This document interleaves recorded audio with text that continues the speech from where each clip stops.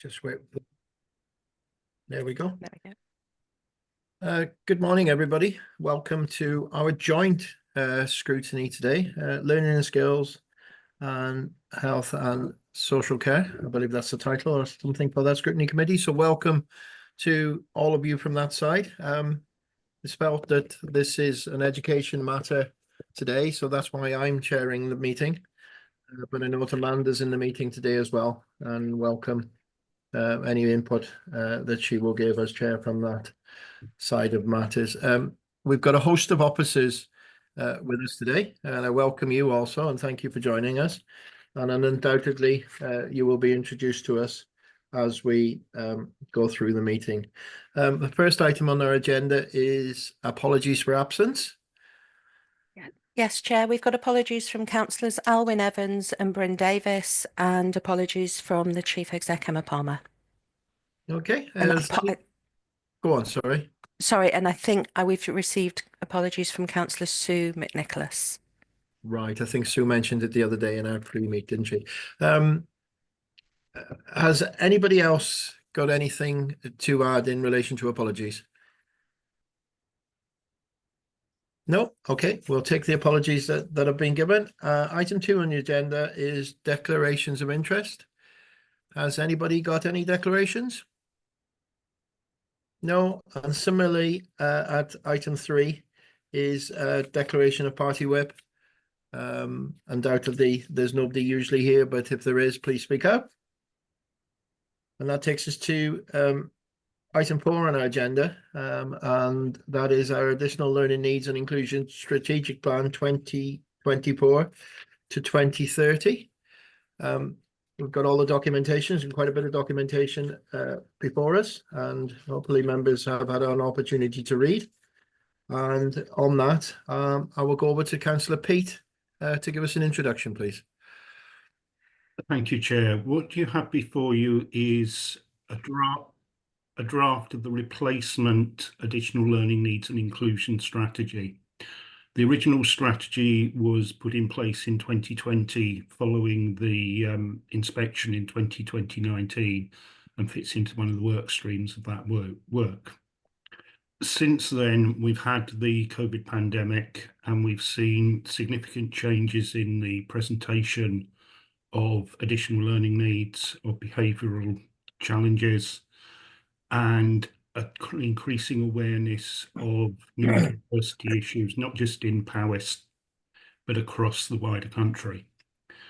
This paper is been brought forward in my name at the initial request of officers who, when we had the appointments of the new Director of Education and Head of Service, wanted to take a wider look at these matters rather than just the narrow proposition that had been brought forward in the budget round.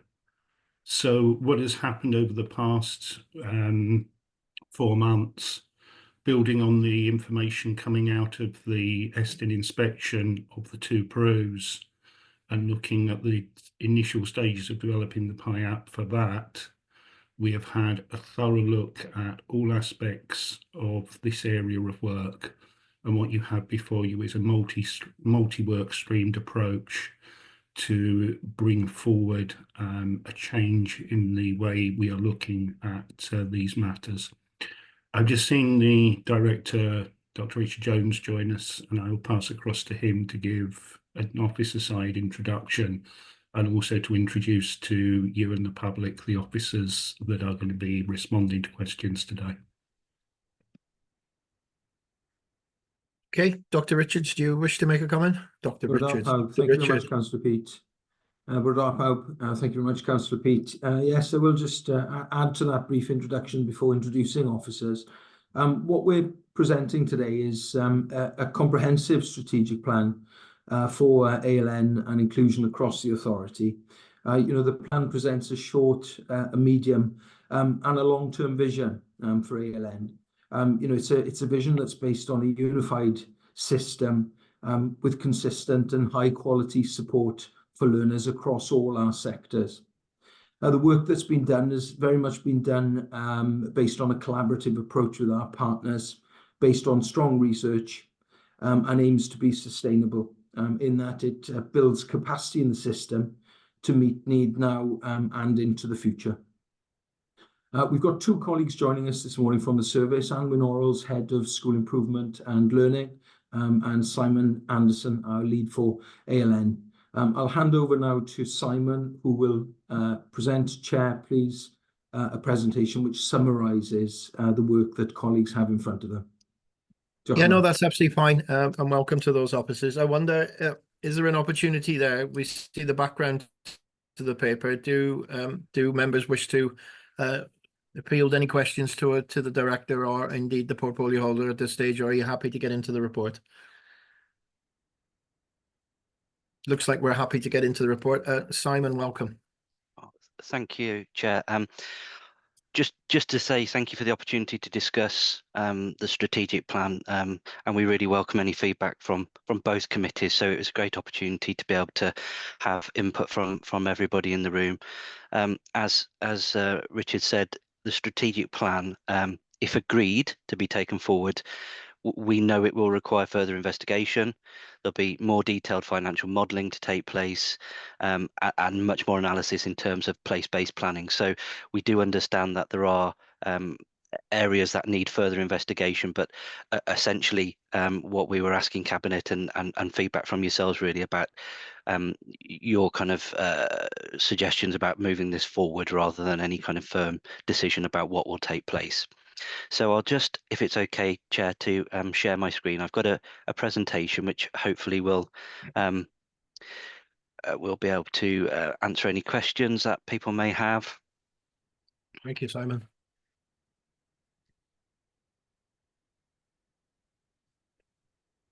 Okay, that's up with us. Just make sure it's sharing properly. There we go. Okay, so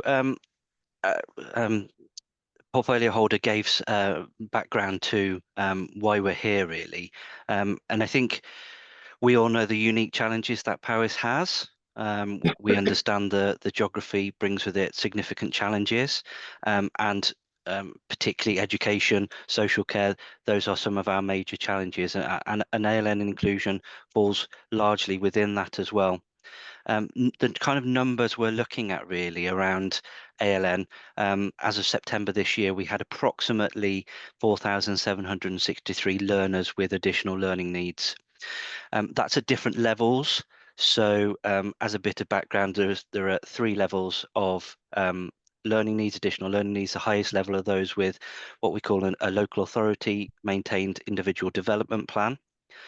Some of those learners may still be on what we call a statement of special educational need, and they're being transferred over to the new ALN Act, which is due to be completed by next year.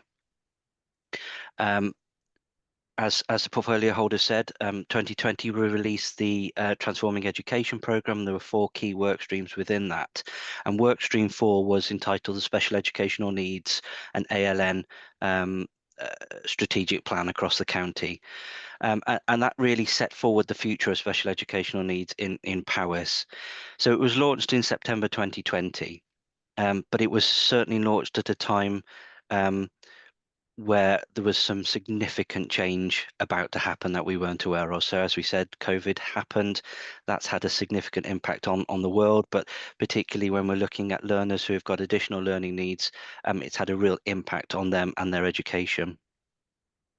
We've got the cost of living crisis, which we weren't aware of at that time as well. And so we need to make sure that any work we're doing moving forward is fit for purpose for the challenges of the future. And fit for purpose for the needs of the learners that we're being presented with at the moment.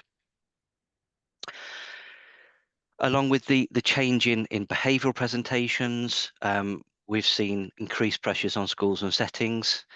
Schools and settings are working really, really hard to meet needs of learners, but they're being faced with challenges that they've not experienced before. And so as a local authority and as an inclusion team, it's our role to make sure that we're assisting schools and settings to be in a place where they can meet need and gain experience of working with needs that they've not experienced before. On top of that, schools and settings are having to work through new legislation as we are in the local authority. And the new ALN Act, as I said, is in the implementation phase. That has had huge implications in terms of workload for schools and the local authority as well.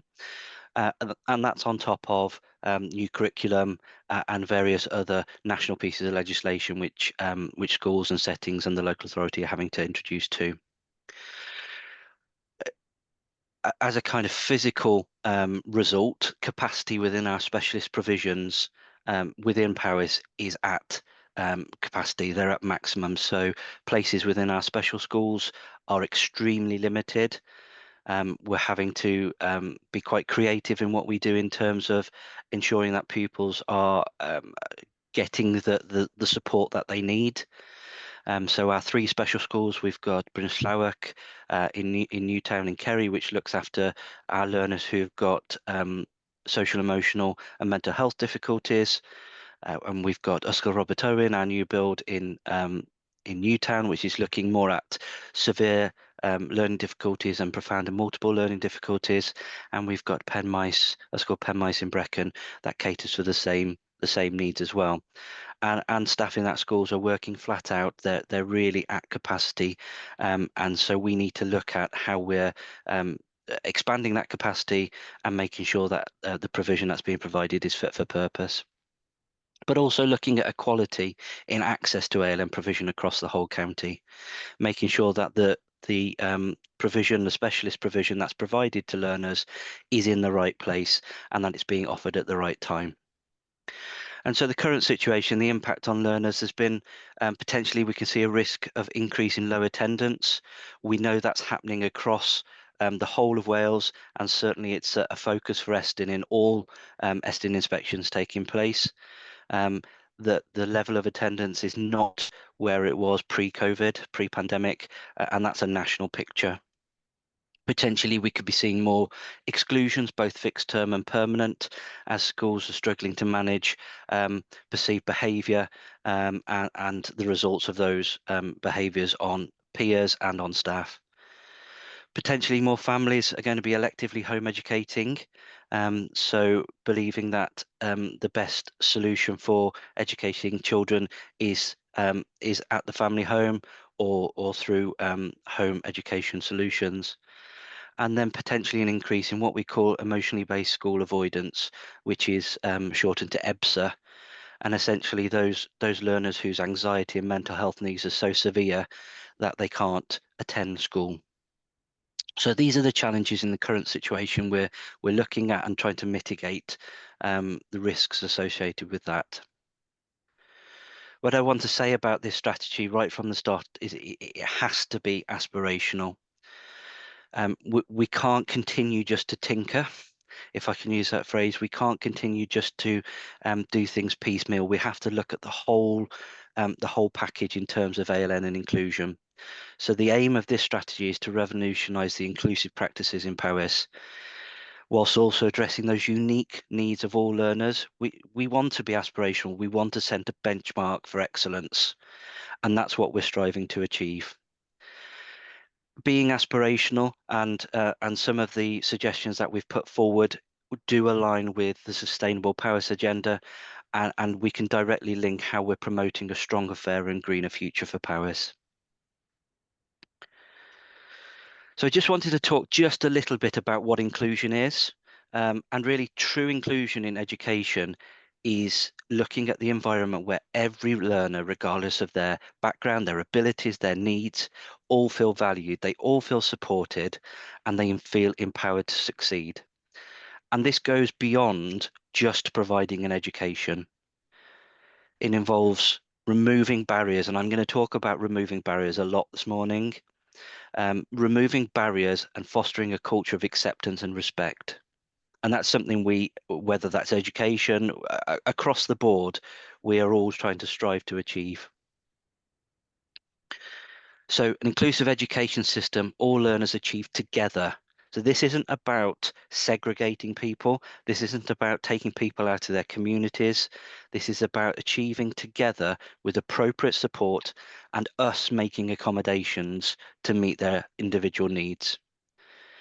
And what this does, it doesn't only benefit learners with additional learning needs, it enriches everybody's education experience. So learners who are maybe looked at as more able and talented, high achievers from their own starting point, it enriches their educational experience as well. It promotes diversity and it promotes understanding, and those are really key tenets we're holding firm to.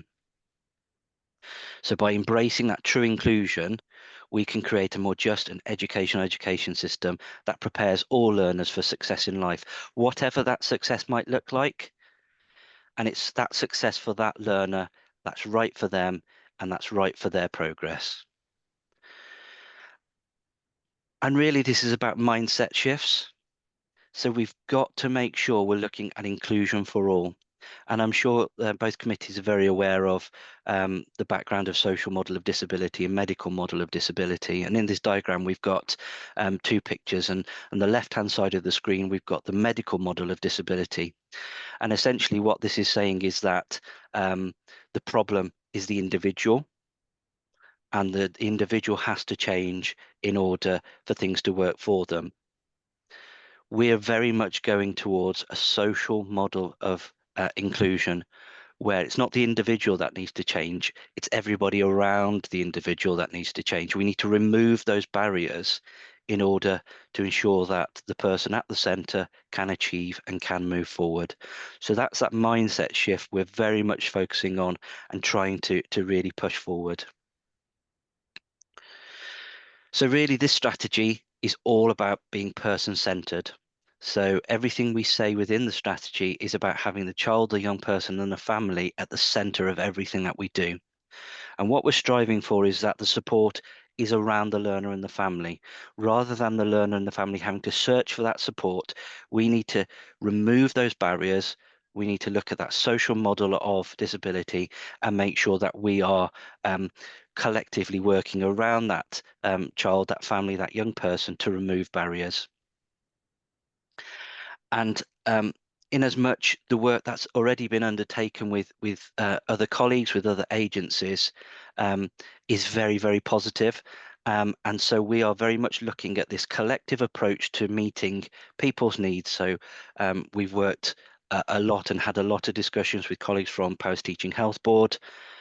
We're working with colleagues from further education, in particular in East Port Albert College Group.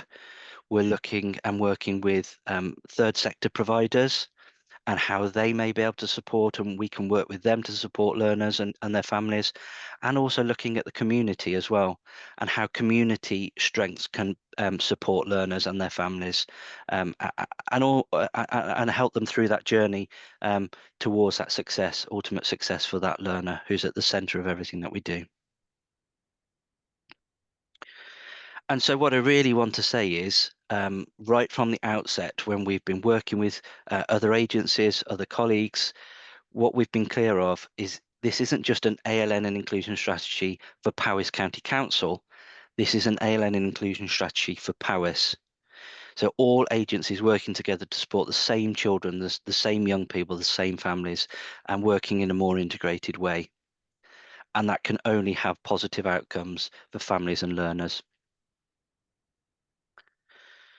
So effective partnership working is going to be essential, and we know that on so many levels. Emphasis on collaboration between the local authority, the health board, post-16 further education institute sector, and third sector partners. So we can therefore stop working in silo where we are, and we've got that seamless and coordinated approach to supporting learners with additional learning needs. And what we're proposing, so the strategic plan, is going to be on based on 3 work streams. So the strategic plan is really rooted in both education and psychological theory. What we're doing is incorporating different psychological models, different educational models to ensure that comprehensive approach to supporting learners. And really what we start with, and many people will be aware of this, is Maslow's hierarchy of needs. So that emphasis that a learner needs to feel a sense of belonging, that they need to feel safe to reach their full potential. And that's what true inclusion is. So when learners feel safe, when they feel accepted, where they feel valued, their social and esteem needs are met. Once those are met, they can progress to a higher level of learning and really self-actualization. What the strategy also does is look at various other psychological models and incorporates parts of theories into that. So the social identity theory in terms of how educations derive part of their self-concept from being in groups, being part of a group. And again, that emphasizes that work on inclusive practice, the inclusive environment where diversity identifies, diverse identities are recognized, they're respected and they're celebrated. Vygotsky's social cultural theory highlights the importance of social interaction in learning, again emphasizing that inclusive model of practice. So learners aren't removed, they're incorporated into everything. And again, it's us that change rather than the learner that changes. But also looking at things like attachment models. So a lot of what we talk about in this is about that theory of attachment to understand and support emotional, social development of children, and particularly those who have experienced trauma or what we call ACEs, adverse childhood experiences. From an educational perspective, we're looking at things like the Index for Inclusion by Booth and Ainscoe. Again, looking at how we can make sure that everybody feels part of that inclusion journey and making sure that everybody feels that they are safe, listened to and respected. So if I just go through each of the work streams in turn, so work stream 1, we've entitled Inclusion for All. And there are several parts to the Inclusion for All work stream. So it's about service improvement and development. So it's building on what we've accomplished in the previous strategy, enhancing and making it fit for purpose for future. We're looking at early intervention, and that's early intervention, not just early years, but early intervention wherever that need arises in that child or young person's journey. We know the sooner we can pick up needs and put strategies in place, put interventions in place, the better the outcome. So we're doing a lot of work, or we will do a lot of work as well, moving forward with early years providers. We have our statutory early years ALN lead officer, and their role is to coordinate from the early years perspective all of that work that's happening for very young learners, but also looking and working closely with schools in terms of our ALNCO champions, putting in interventions in place as soon as need arises for that young person. So early intervention. And it's about early intervention multi-agency wide as well. So one of the things we've started is what we call our ALN integrated steering group. And that is a co-chaired steering group between local authority inclusion and the health board, and we meet bi-monthly to make sure that we are listening to each other's needs, making sure things are in place properly, and making sure that we can deliver certainly what's in the Act, but also deliver to meet the needs of all learners and families across Powys. Transition is a key part, and that's not just transition from primary to secondary, that's transition at all stages of a young person's learning continuum. So looking at transition from the early year setting to primary, looking at year 6 to year 7, looking at year 9 to year 10, and looking at post 16 as well. And our aim is that we can get dedicated teams to enhance that transition process for learners with ALN. We're really keen that we ensure things are being done in a true co-constructed style. So we need to be listening. We need to be working with people who have got lived experience of autism, lived experiences of learning disabilities, lived experience of supporting their children with ADHD, for instance. So when we're talking about lived experiences, we're talking about people that are going through this day on day and getting their perspectives, getting their opinions, getting them to help us write policies in a co-constructive way. Welsh Medium ALN, we know that there's a real shortfall in Welsh medium interventions, Welsh medium assessments, Welsh medium tests, and we're working very closely with the new ALN strategic lead in Welsh Government for Welsh language. We're devising our own ALN assessments for Welsh medium speakers, and we're working hard to keep that moving forward. Collaboration between ourselves in the local authority and MPTC have been a real positive, and we're working very closely together to ensure that the learners that are transitioning from, whether that's from special school to college or whether that's from year 11 in mainstream school to college, have got the support they need. I link the next two together, so behaviour support and neuroaffirming schools. So what schools are saying to us is that behaviour is becoming a real issue within our schools, and we're aware of that. But we need to make sure what that behaviour is. And often when we're talking about behaviour, we're talking about an unmet need of some kind. That may be related to autism, and that may be related to an unmet need through as a result of autism. So what I'm trying to say is that communication is the behaviour. So we need to ensure that all of our schools, all our settings are working in a neurodiverse affirming way in order to meet those unmet needs. Therefore, the communication that's coming from that unmet need does not come out as a behaviour problem. And then looking at referral processes, or what we really want to call requests for support processes. So those requests for support, how that comes into the local authority, how we process those requests and transfer those to health, because we have to remember as well that there are some aspects of learning disability which aren't an education perspective. So for instance, anything to do with assessment for a neurodiverse condition, that is not something education can provide. That is something our colleagues in the health board provide. So it's making sure referral processes are going to the right place and in a timely manner. So that's work stream 1, inclusion for all. Work stream 2, we've entitled EOTUS and the PRU. So EOTUS stands for Educated Other Than at School, and PRU is a pupil referral unit. And one of the main things that came out of the ESTIN inspection, but also one of the things that we've noticed from analysis of trends, is that reintegration into mainstream school isn't happening. So again, going back to removing barriers, going back to making sure that learners are in that environment that's in their town, their community with their peers is so important.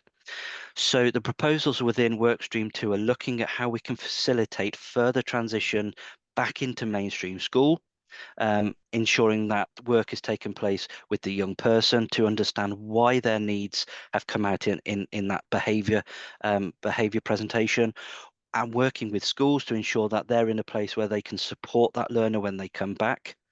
Or if that's not going to be possible, ensuring that there is provision for that young person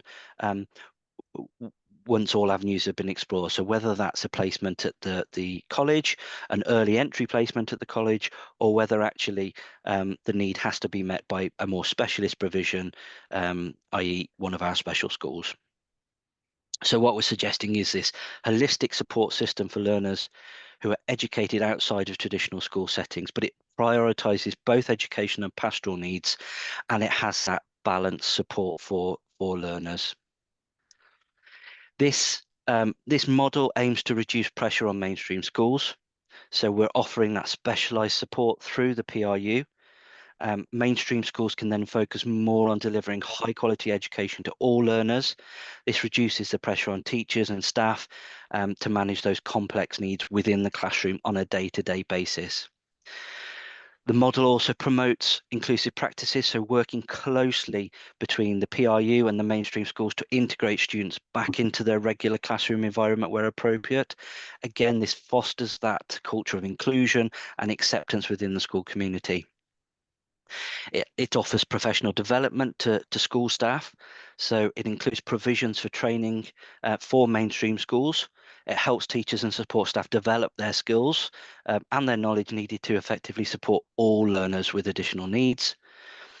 It's a much more collaborative approach. So again, much more focus on that collaboration between mainstream school and the PRU, and other services again. So this integrated approach looks at, again, holistically, the support system for learners. And it's designed with specialist support in mind. So it leads to long-term cost savings for everybody involved. So schools can reduce the need for expensive interventions. Early and targeted support can prevent issues from escalating. Ultimately, that will save resources. Investment in staff takes place, and schools then therefore won't need to provide expensive courses for staff to attend, because the skilled staff at the PRU will be providing those kind of training models. And this model aims to foster that inclusive practice within mainstream schools. So that enhances the overall school environment and creates that positive and inclusive school culture. So that's work stream 2, and I'm sure there'll be lots of questions on that one when we open the floor. And then work stream 3, we've entitled Inclusion Hubs and Community Network Model. And that explores the potential of creating a more integrated, accessible and supportive environment for everybody. So it's looking at this idea of inclusion hubs, so areas of specialism across Powys, which could have co-located services. So we could have that wraparound care, that team around the child and their family. So we're looking at services from education, we're looking at services from health, looking at services from social care, and how we can look to support a family. Again, that goes back to that social model that we wrap around the family. We provide those inclusive support services for the family, rather than them having to go out and look for the support themselves. And it's also looking at our third sector colleagues and what's in the community that can support families and learners. So looking at what we're calling a community network model, and how the community can support the skills that are within the community can support learners and their families.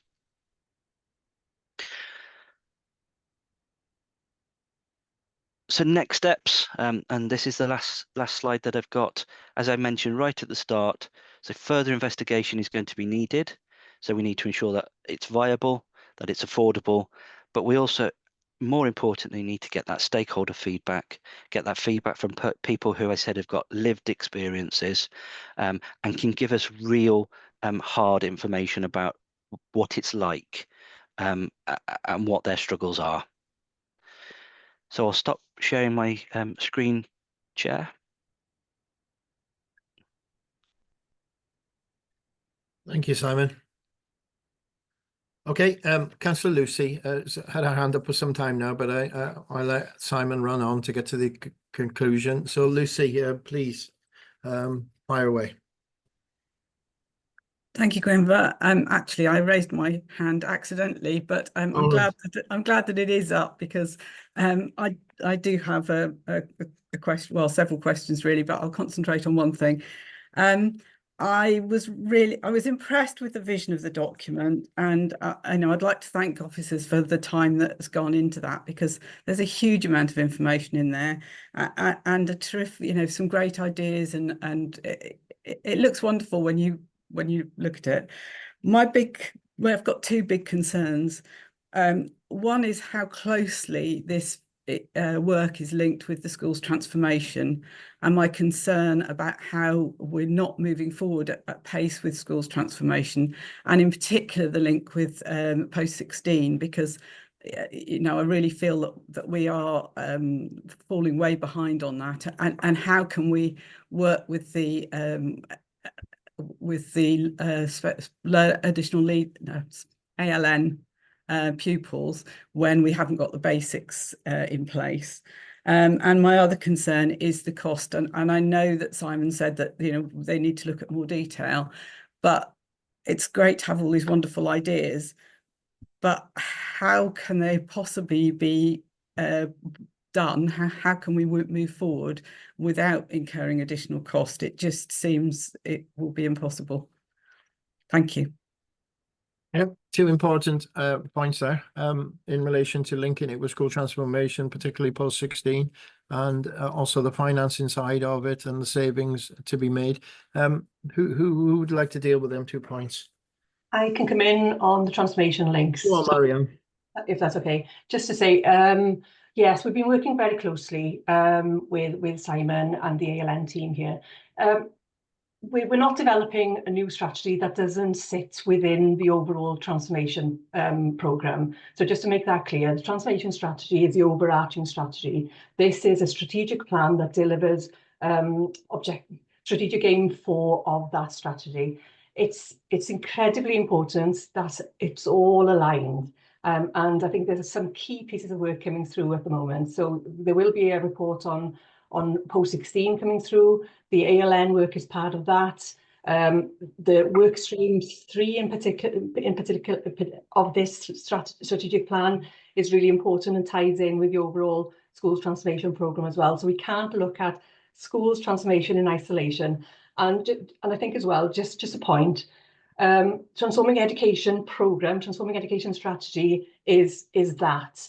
And I think the terminology around schools transformation sometimes falls into into it being just school reorganisation, but transformation is much wider than that.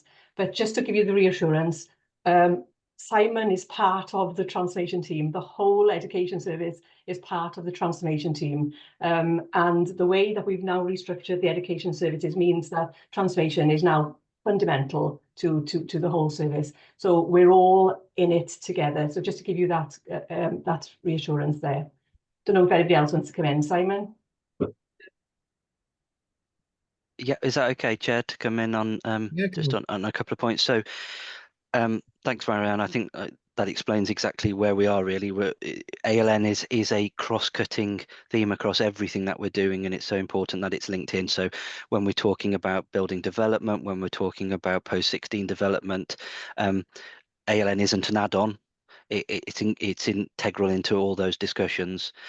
In terms of costings, I think it's really important to, from our perspective, it's not just about cost saving. This is about service development and ensuring it's right for our learners. And when we get into that operational detail, we may identify potential savings, but we're not saying that there won't be potential increased costs as well. So it's looking to make sure that the services we're providing for our most vulnerable learners are the most appropriate. So this isn't just about looking at savings per se. And I know that's a very difficult thing to say in the current climate, but we just want to make sure that we're saying to people it's not just about savings, it's about making sure that what we're doing as a service collectively across agencies is the right thing for learners. And when we get into that operational detail, we can identify whether there's savings or further costs associated. Okay, that's fine, Simon. Can we? I'm going to try and get a bit of structure on it. That's a bit of an introduction from Lucy and yourself in relation to budget and savings. I'm going to put financial matters on the back burner for now, and then we'll have a complete section in the meeting in relation to finance. Maybe a better way of doing it than individual members just raising things. Can we just stick to Lucy's? And members, please shut me down if you're going to make this point. I'm just going to develop Lucy's initial comment in relation to everything linking together. And Marianne, we hear what you're saying. Simon, we're hearing what you're saying. But what we need is that reassurance that it can be linked with transformation. We don't know what's happening in transformation. We don't know what's happening in post-16. So we do find that your strategic plan may not fit into that. And we're not saying that the plan isn't fit for purpose or anything like that. But when we know what's happening in transformation, this may not fit into it. I think that's the point that Lucy's trying to make. And that's our worry. I'll come back in then, if that's okay. Just to say, in terms of what's going on with transformation, you are aware there is a published work programme that we are working to with currently wave 2 of that programme. So that's there out in public. I'll just give you some aspect of governance around the transformation programme. The transformation programme is governed by the Transforming Education Programme Board. So there's a programme board of a number of officers on that board. Below that, there are a number of different work streams or officer groups, whatever you want to call them. All the relevant officers are on the different work streams. So Simon from ALN is on the Welsh medium work stream. He's highly involved in that. In the school transformation work streams, highly involved in that. And officers from the transformation team are also involved with the inclusion board, etc. So we are all tied up. What's really important is, as we go forward now, that we have, and that's why we've been working so closely with Simon on this one, is that we need to make sure that the strategic plan fits and doesn't contradict the direction of travel of the overall schools transformation programme. So, as far as I can say, the assurance is there, and we are very minded. Just to say as well, just to give you a bit of a heads up, there's a new Welsh Government Schools Organisation Code that's just been published for consultation. I've just been skipping through it now. ALN is high up on the agenda within that code. It's higher than in the previous code. So that means that Welsh Government are expecting schools transformation to have ALN pupils at its heart. So I can only give you the assurance that we are fully working as one collaborative team on all aspects of transformation. Okay, thank you, Marianne. Diolch. Lucy's not waiting to come back in, so we'll move on. We've got a host of members wishing to come in now. Margaret, you're first up, please. You're currently mute. There we go. I commend the document. I mean, wonderful to see all the input and the breadth of it. But my particular interest was looking at it was the start of education for children, formal education. And it's at 3 in settings. Now, I know there's a mention of settings, proofs of the settings, but I want a lot more information to be able to say how it's going to impact on those, because they obviously at this moment are reapplying as Welsh Government require them to do, etc., for their setting from 2025. Now, that has massive financial implications for them. Now, I don't know, we talked and it's mentioned transition between primary and secondary, that's been mentioned in the discussion, etc., etc. But that transition, A, into school, and B, from school, into a setting, an approved setting, and then into school is vital. If we get that wrong, we've lost it in the beginning. And I don't see yet, maybe the detail will come later, but I don't see, I've only seen one line that really relates to that. And I think that is such an important area.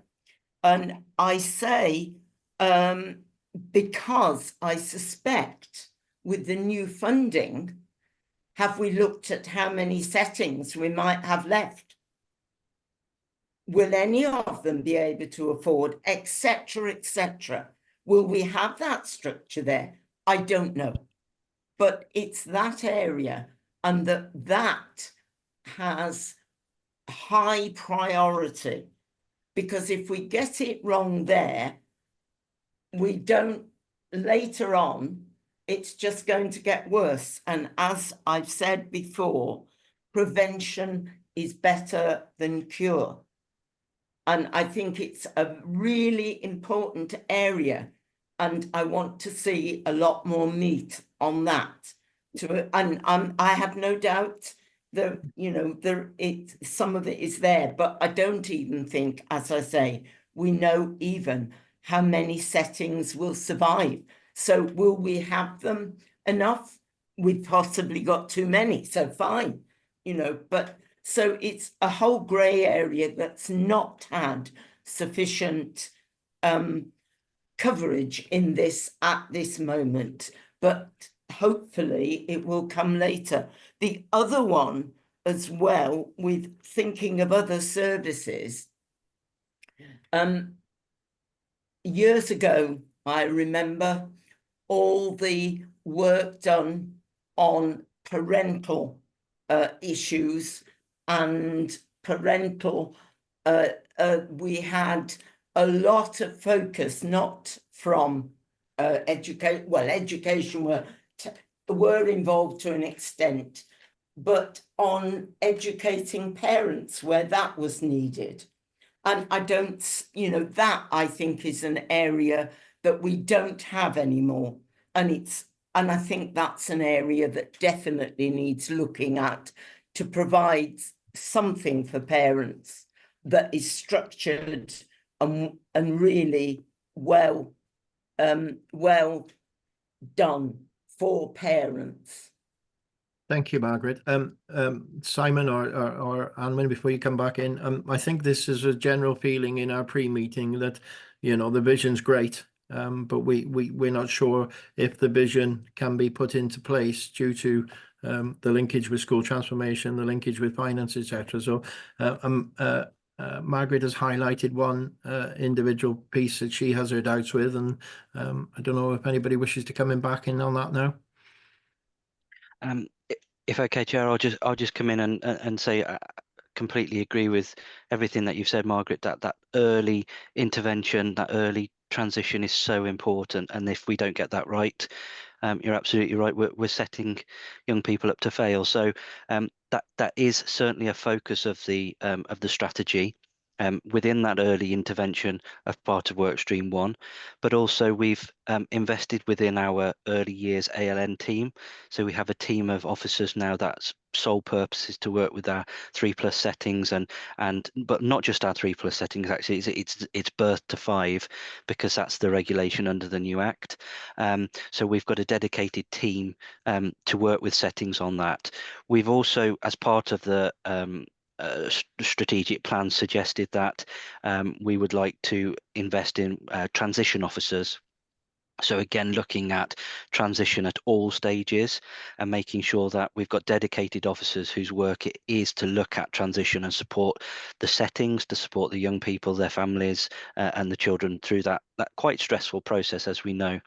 In terms of parental support and family support, certainly early help within the social care team do provide opportunities for parents to learn and to gain new skills, but also we are working really closely with Children's Services at the moment through our youth team, looking at how we can further support families within the family home, and look at whether there's any parenting strategies we can help.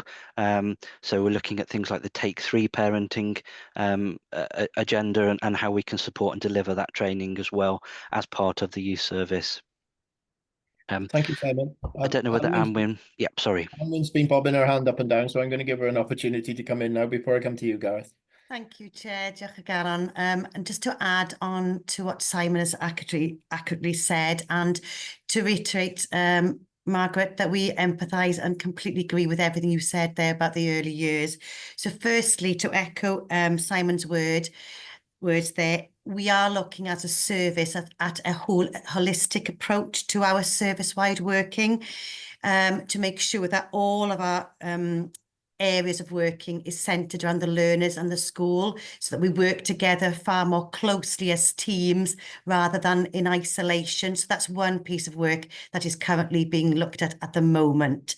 But to address your element there around the early years, and you accurately said about the bids coming in now for September 25, we are looking very, very carefully at those bids as they come in to make sure that the location, the availability and the capacity of our early years settings will be appropriate for all areas, urban and rural areas across Powys. So that's one piece of work that will be undertaken next month once all the bids have come in. So, you know, Margaret, our reassurance is it's very much forefront of our mind, and the importance of supporting our learners, as you say, right from the outset. Good. Okay, diolch, Anwen. Councillor Gareth. Yeah, thank you, Chair. Can I start by thanking Simon for what I thought was a really good presentation? He laid his thoughts, or the authority's thoughts, on the ground, and I thought it was really inspiring. And I think at some stage it would be good if we could have a member development session for all members. Obviously, there's only a few of us here today, and I think every member will be all be members of the governing body needs to hear the vision on this. But I'll come back to that in a minute. I'm going to ask Simon one question. He doesn't have to answer this if he doesn't want to. He said one of the causes at the start was the increase of exclusions, and I just wanted his view. How is that being impacted by the cuts on the schools' budgets over the last few years? But my main point is, I noticed from section 3 of the report, you've got an indicative timescale that only goes from November 24 to January 25, and perhaps you could give us an idea of how you think this is going to be rolled out and what the impact of this is, because in my mind, this is a massive piece of work that you're setting yourselves. And I would agree with Lucy. I think this is going to be something that may have, I think, Simon, you said there's going to be potential long-term savings. Yes, but we need to get our act together to start with. It's better spend a penny at the start of the process than a pound at the end, in my mind. But I wouldn't mind some more information around that timeline, and when you're going to bring further reports back to the two scrutiny committees. I echo the view that Margaret said about early years. I would actually say I read the report. I thought it lacked a little bit around referencing schools in earlier settings being part of the partnership. And I think it's quite disappointing that we haven't got anybody from health as part of the meeting today. If they're a true partner, they should have been here today to ask any health related questions. But if you could just come back on that point about the indicative timeline, that would be great. Oh, thank you, Councillor Gareth. I can't answer the exclusion question. Sorry, I haven't got that any data on that, but we can certainly look whether there is any correlation and come back to you on that one. In terms of the indicative timeline, so work stream 1 is about service improvement. So we're going to move ahead with that, and that runs across the whole of the timeline. So that's making sure what we're doing is appropriate and right and of a high excellence. Work stream 2, if approval is given for deregistration of the PRU into 2 separate PRUs, then we're looking at moving that forward, at the work on that from January onwards, and moving that forward. And then if permission is given to kind of further investigate work stream 3, I envisage that kind of in detail taking kind of 6 months, and then bringing that back to scrutiny and cabinet following that investigative work, moving forward. Yeah, that's a point I wanted to tease out. So it's going to be end of this school year before we get another update on this, really, around the units. Yes. So this is a multi-year project, isn't it? Yeah, absolutely. Yeah. The other aspect is whether the authority should look at doing an investor, or perhaps the service should be looking at an investor save bid for this piece of work once it's more detailed. Yeah, absolutely. That's a really good point. Thank you. Okay, thank you. Councillor Amanda. Thank you, Chair, and yeah, thank you for this joint scrutiny session with my committee as well today. Thanks very much for the presentation to the officers. I'm pleased, Simon, that from the outset that you said that you're hoping to be aspirational with this rather than just focusing on cost savings. I think that is a really important to have that as your focus. I'll park my question on savings and finances because I think Chair has said that we're going to come back to that. so I do have a number of questions.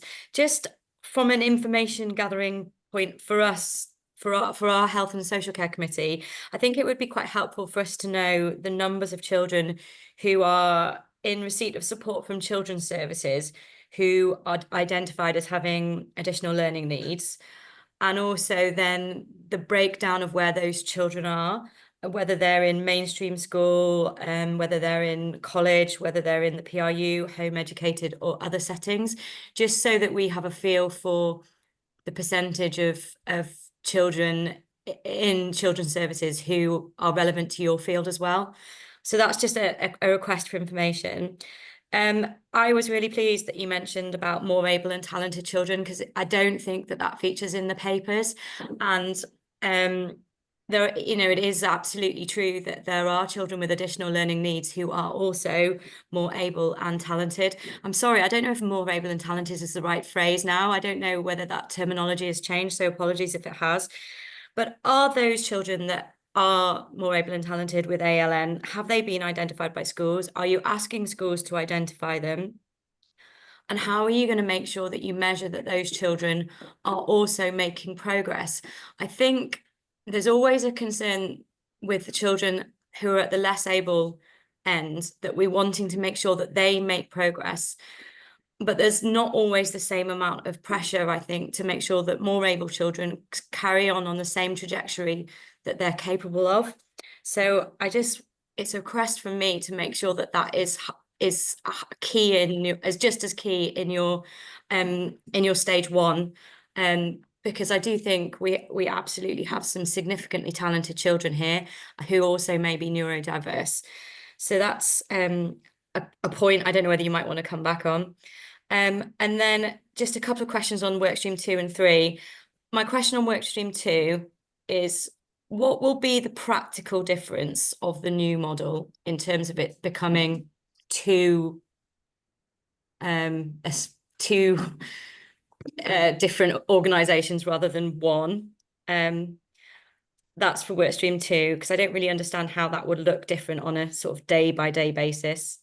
And then my question on workstream 3 is, will you or have you already been in conversation with those involved in the North Powys Wellbeing Programme in terms of collaborative approaches and any similar programmes in the south of the county? Sorry, Chair, there was quite a few questions. No, there's some very important points. Simon, I think there was 5 in there. Did you wish to make a start on them? Oh, thank you, Chair. I think Anwin may come in on the more able and talented question, if that's okay. But I'll just, if that's all right, talk about the question regarding workstream 2. So the practical difference between deregistering as one service. So essentially, at the moment, it's one service, and everything that the PRUs do has to be made to, every decision has to be made together. But that's very difficult because the communities that the PRUs are supporting are very different. So, for instance, with Estin, they were inspected as one PRU, but the pupils that, for instance, the Brecon PRU support are very different to the needs that the Newtown PRU are supporting. So by deregistering, the PRUs can actually focus very much on the community that's in front of them, rather than having to try and fit both communities into one pot, as it were. So that's one of the main differences. The other main differences is looking at the secondary schools and how the PRUs can support the secondary schools within those communities too. And again, so for instance, the secondary schools in the Brecon PRU are very different to the secondary schools in the Newtown PRU. So on a practical note, it's looking at the children that are in front of them. They will also then have separate Estin inspections as well if we agree to deregister. So they'll be inspected as individual settings rather than as one whole setting. And again, we note from the Estin inspection that's just happened, it was quite difficult for Estin to write a report because there was lots of good work happening in both PRUs, but they were looking at that good work across the board, and they suggested it wasn't maybe happening in a coordinated way. So again, it allows the schools to make those decisions on a specific basis for their community, their needs. hopefully that answers that one. Yeah, I think so. I mean, I know we're not talking about the finances, but I presume they would then have separate budgets and they would be able to commission separate things. So if they felt something like a forest schools program was suitable, then, and they can't, Exactly. are you saying they can't do that at the moment unless they collectively do it? Yeah, that's kind of it. Yeah, absolutely. So it's making, again, the provisions that are right for the pupils they've got in front of them. Absolutely. Okay, thank you.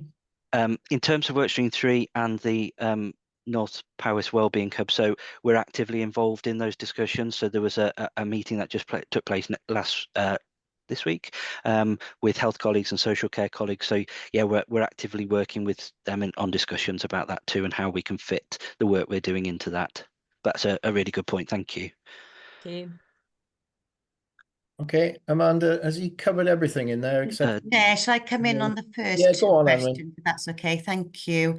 Thank you, Councillor Amanda, for those very important questions. So on your first question around the number of children in receipt of support from Children's and also with ALN, can we come back to Yeah, that's no problem. a piece of work to undertake that correlation between two sets of services?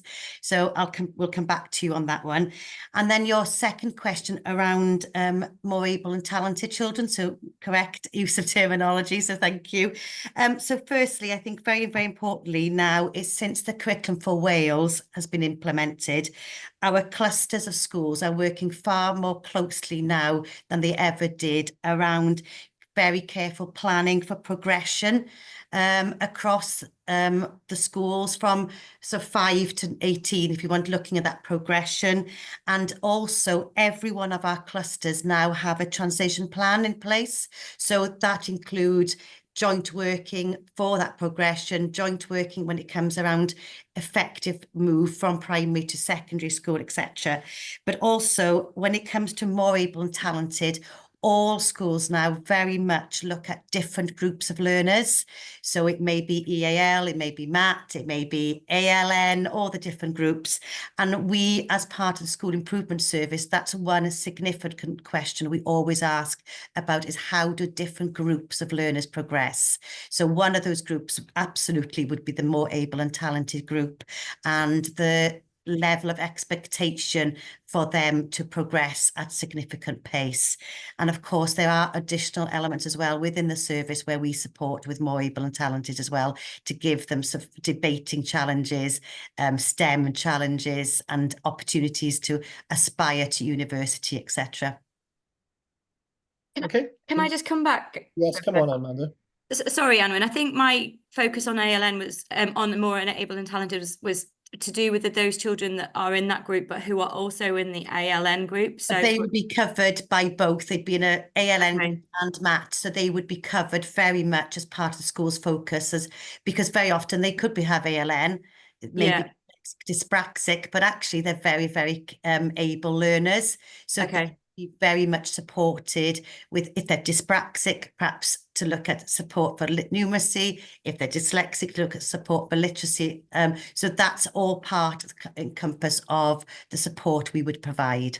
So those children would still get the opportunity, like you said, if they were dyspraxic, but there might be a debating challenge. They could still be within both groups. Definitely, yes. Okay, thank you. Thanks, Chair.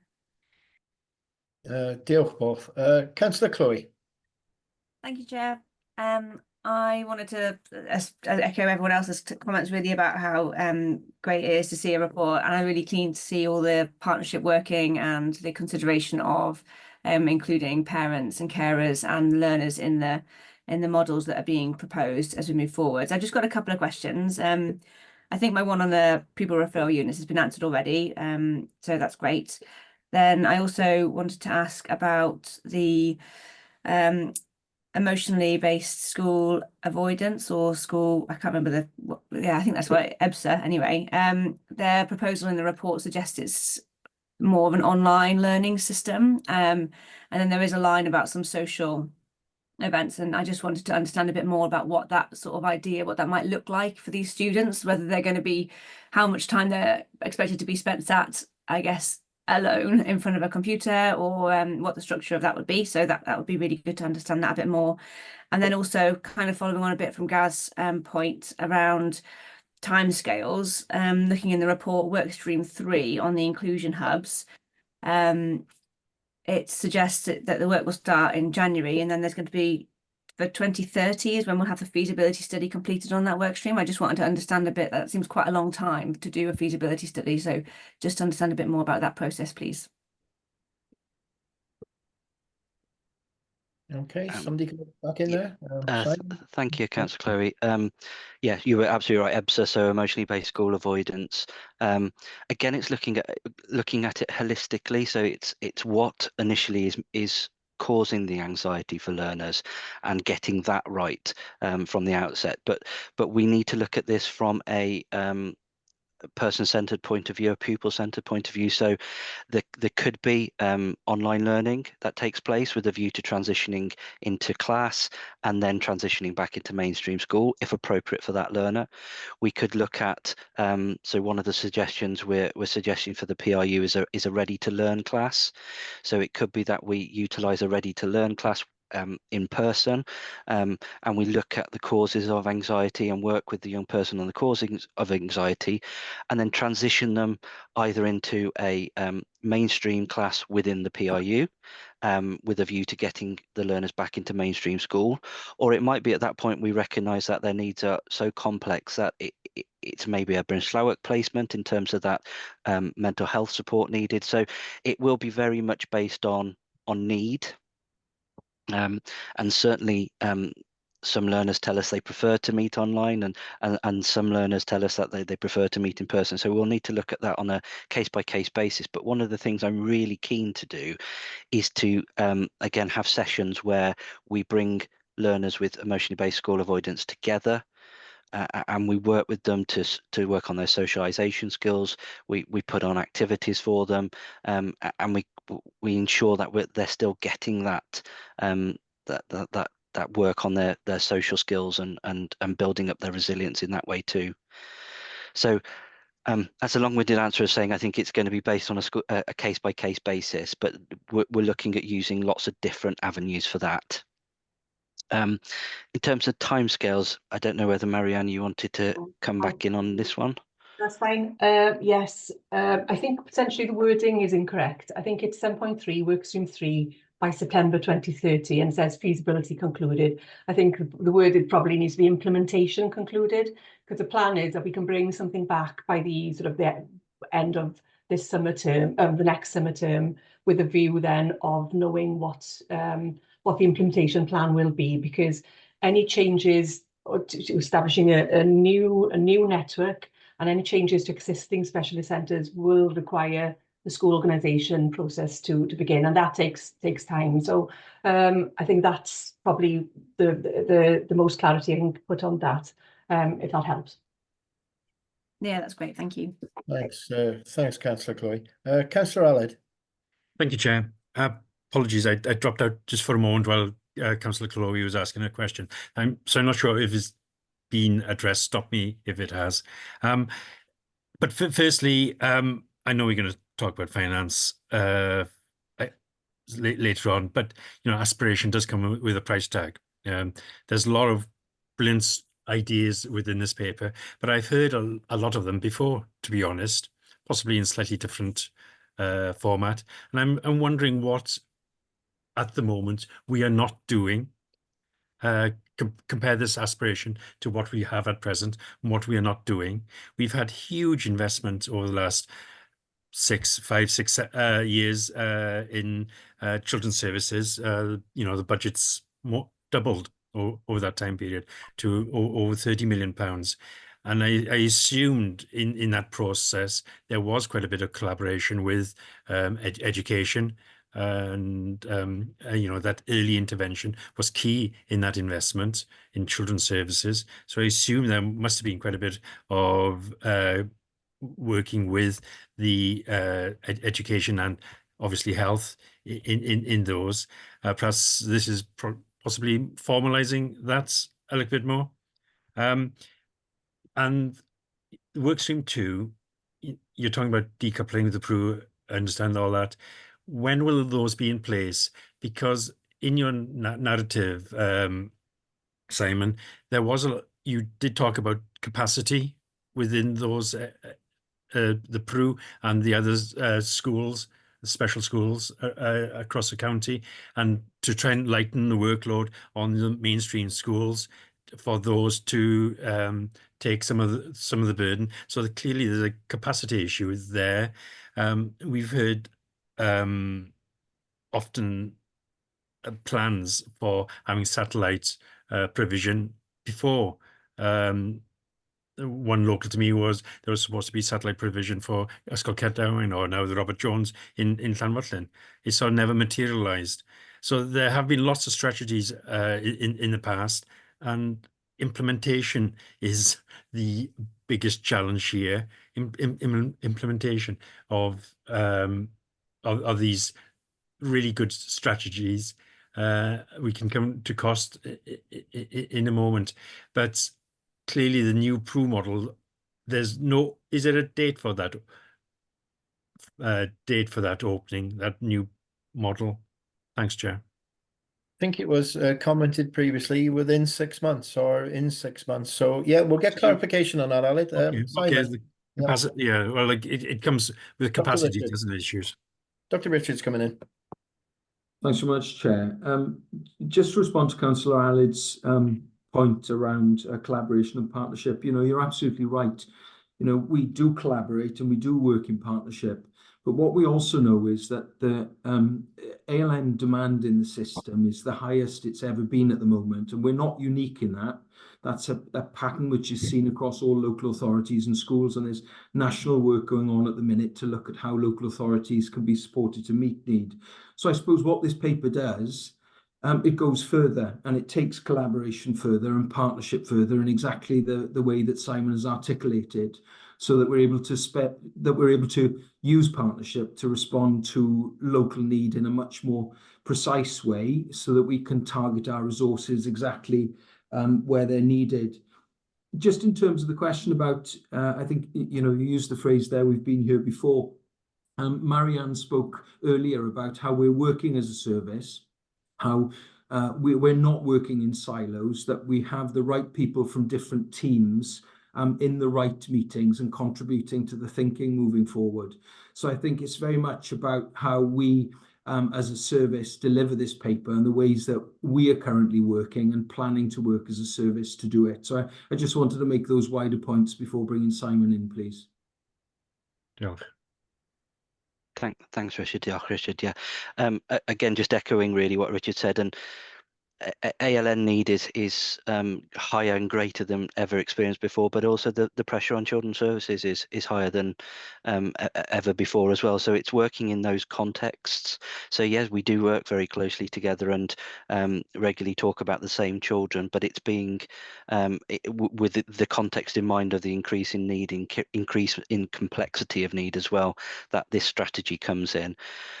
In terms of capacity for the PRU, the PRU is one of our specialist provisions that actually isn't at capacity at the moment, and that's what we want to happen. We want them to be at capacity. We want them to be able to take the pressure off our mainstream colleagues, and that's why we need to look into it. Is the process that we have in place at the moment too convoluted, too complicated for mainstream schools to apply to? Are our thresholds too high? And if so, then we need to look at those again. So that's all part of that journey that we're looking at. In terms of the timeline, what we would envisage and we hope is that by September 2025, I think we're saying, we're looking at decoupling and working on that new model. Okay, thank you. And just one comment you made, you said the children in Brecon were very different, I think those were your words, to the children in Newtown. Can you Yeah, Simon, I picked up on that as well, and you also said that there was a difference in the secondary schools in both areas as well. So can you bear that in mind when you're answering Councillor Aled's question there? Yeah, absolutely. Probably the wrong wording I use. I should probably have said that the needs that are being presented are very different.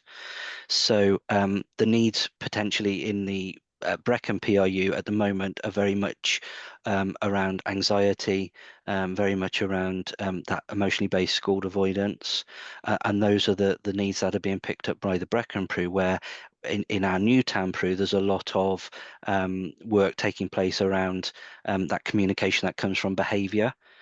So that's what I was kind of alluding to when I said that they were different. The needs that are being presented currently are different. Would that be a case of the entrance thresholds? Is that having a different, making a difference to the cohort, the two PIUs are dealing with, and all the children across all of Powys should have access to, the services that Powys provide. Absolutely, yeah, absolutely. And at the moment, as one service, they've got one entrance threshold. So again, we can look at making it more bespoke to the needs of the communities. Okay. Thank you, Simon. Okay, thank you, Councillor Alid. Councillor Angela. Chair. Councillor Alid stole my thunder a bit there, because I wanted to make the point that to some degree we've heard all this before.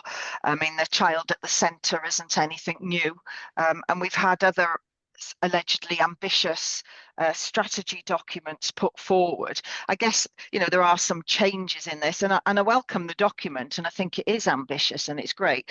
But I just, as a practical person, need to explore how it can work on the ground, because the current policy can't be working because schools and parents are very unhappy, and clearly the local authorities recognise that, because you're writing another one.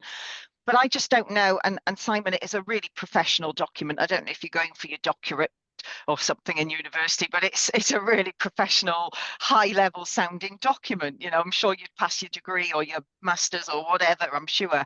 But how does that equate into real terms on the ground? Because what I am hearing from my school is the local authority are not listening. I'm hearing parents very frustrated that they're not getting the support that their children need. And I'm seeing members of staff at breaking point because they have children in their classes that they can't manage. And they feel the can is being kicked down the road, that this graduated response that always seems to keep returning back to the bottom level. When the child graduates so far, we start again, to the point that actually the staff give up asking for help. So you haven't resolved a problem, you've just abandoned the staff. That is the feeling. So I just want to explore some of the detail.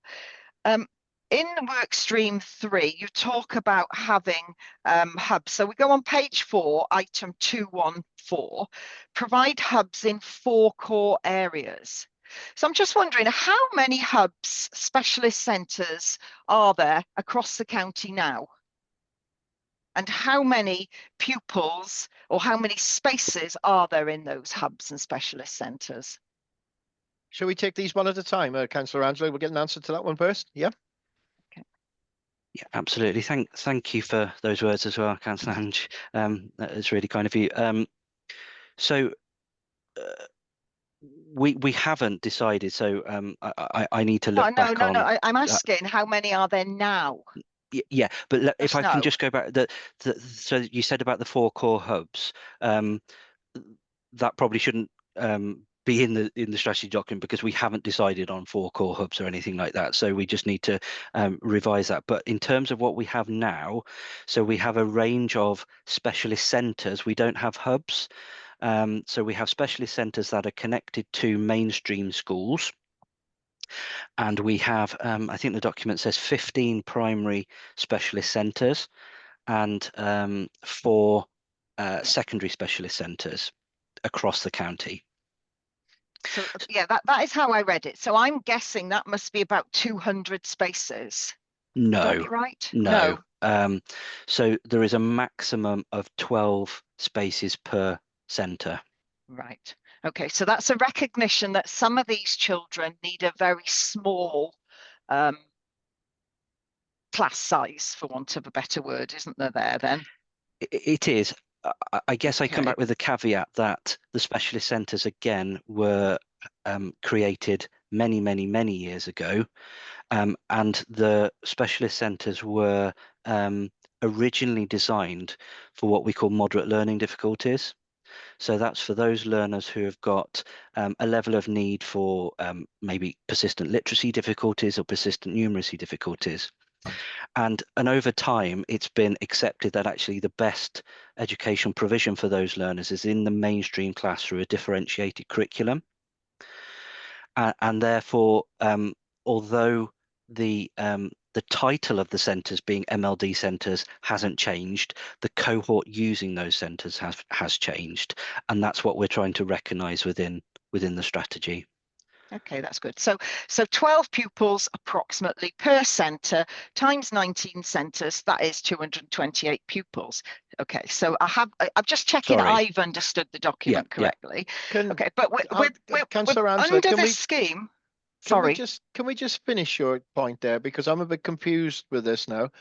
In relation to the hubs and the 4 core areas, this document has been written with sustainable powers in mind. Everything that you've just said, Simon, contradicts.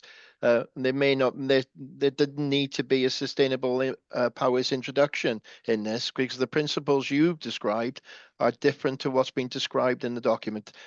Sorry, Angela, I'm stealing your thunder there, but that's how I read that now. And the 213, 214, and 215 contradict what you've just told us. So in terms of the principles of sustainable powers, that we're looking for that greener, fairer, more equitable resources, that's what the strategy certainly works towards. Now, we don't want to say that we're going to just focus on 4 key areas, because we don't know, because we haven't done that analysis yet, whether 4 key areas is the right way forward. We need to look further, and that's what we're asking Cabinet to approve, is we look further and investigate whether 4 key areas is the way forward for this. But certainly for the principles of sustainable powers, which isn't just about cost saving, it's about making sure that the services that are provided for everybody in powers are appropriate to meet the needs of their communities, and that's certainly what the strategy does. I'm not saying that it might not be 4 key areas, it might be 5 key areas, it could be 6 key areas. We just don't know yet, and that's why we need to do that investigative work, really. Okay, so at this stage, we're not using a place-based planning model, which is one of the principles of sustainable powers. We're using a place-based planning model, but maybe not in the same way.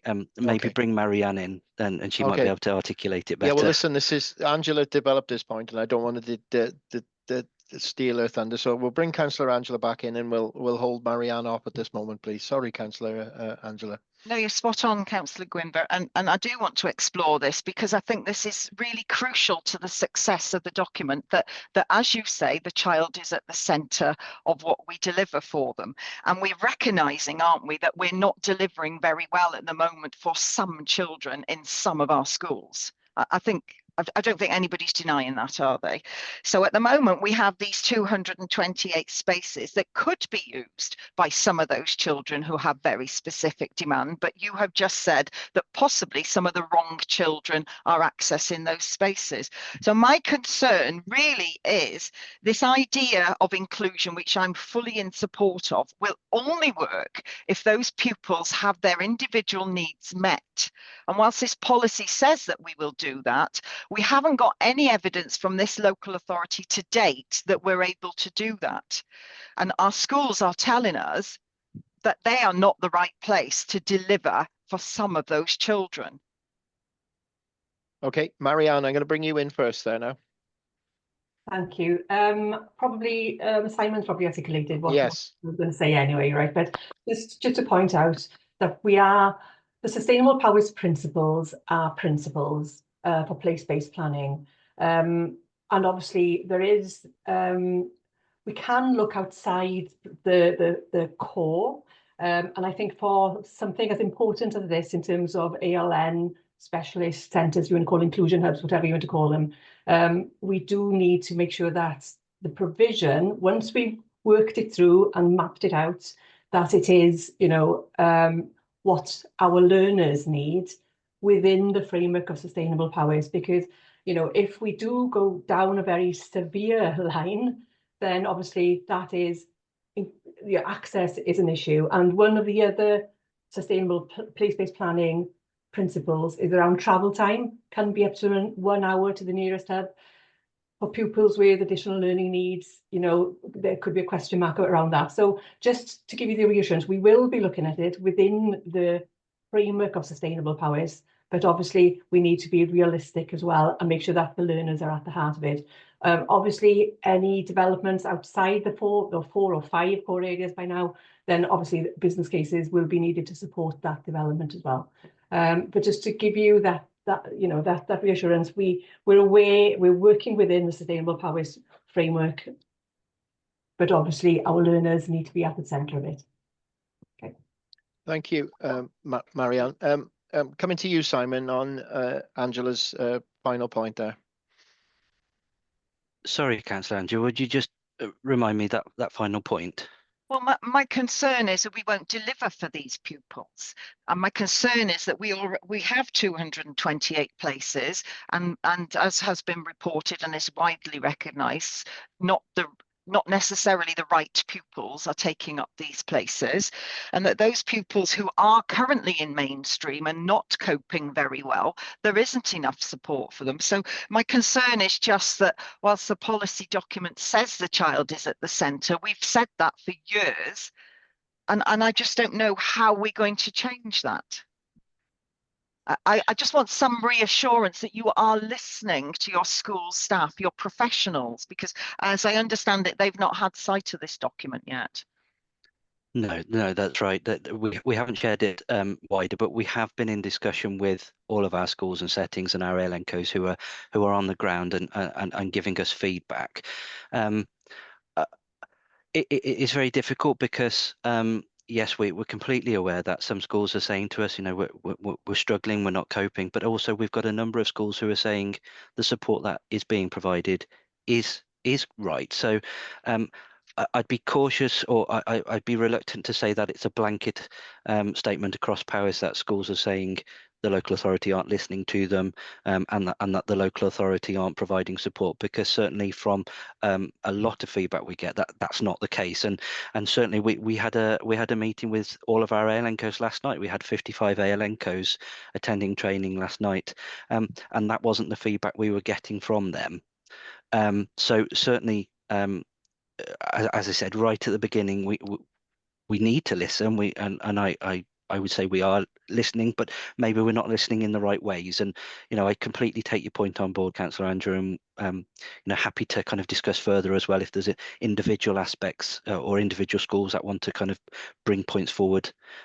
Let's get together and meet and talk about that. But it's about changing that mindset, like I said, changing hearts and minds. This strategy is about, and you know, I will give my commitment that's what I will be striving for as service manager for inclusion and ALN, and that's what I will be pushing. So that's my personal commitment.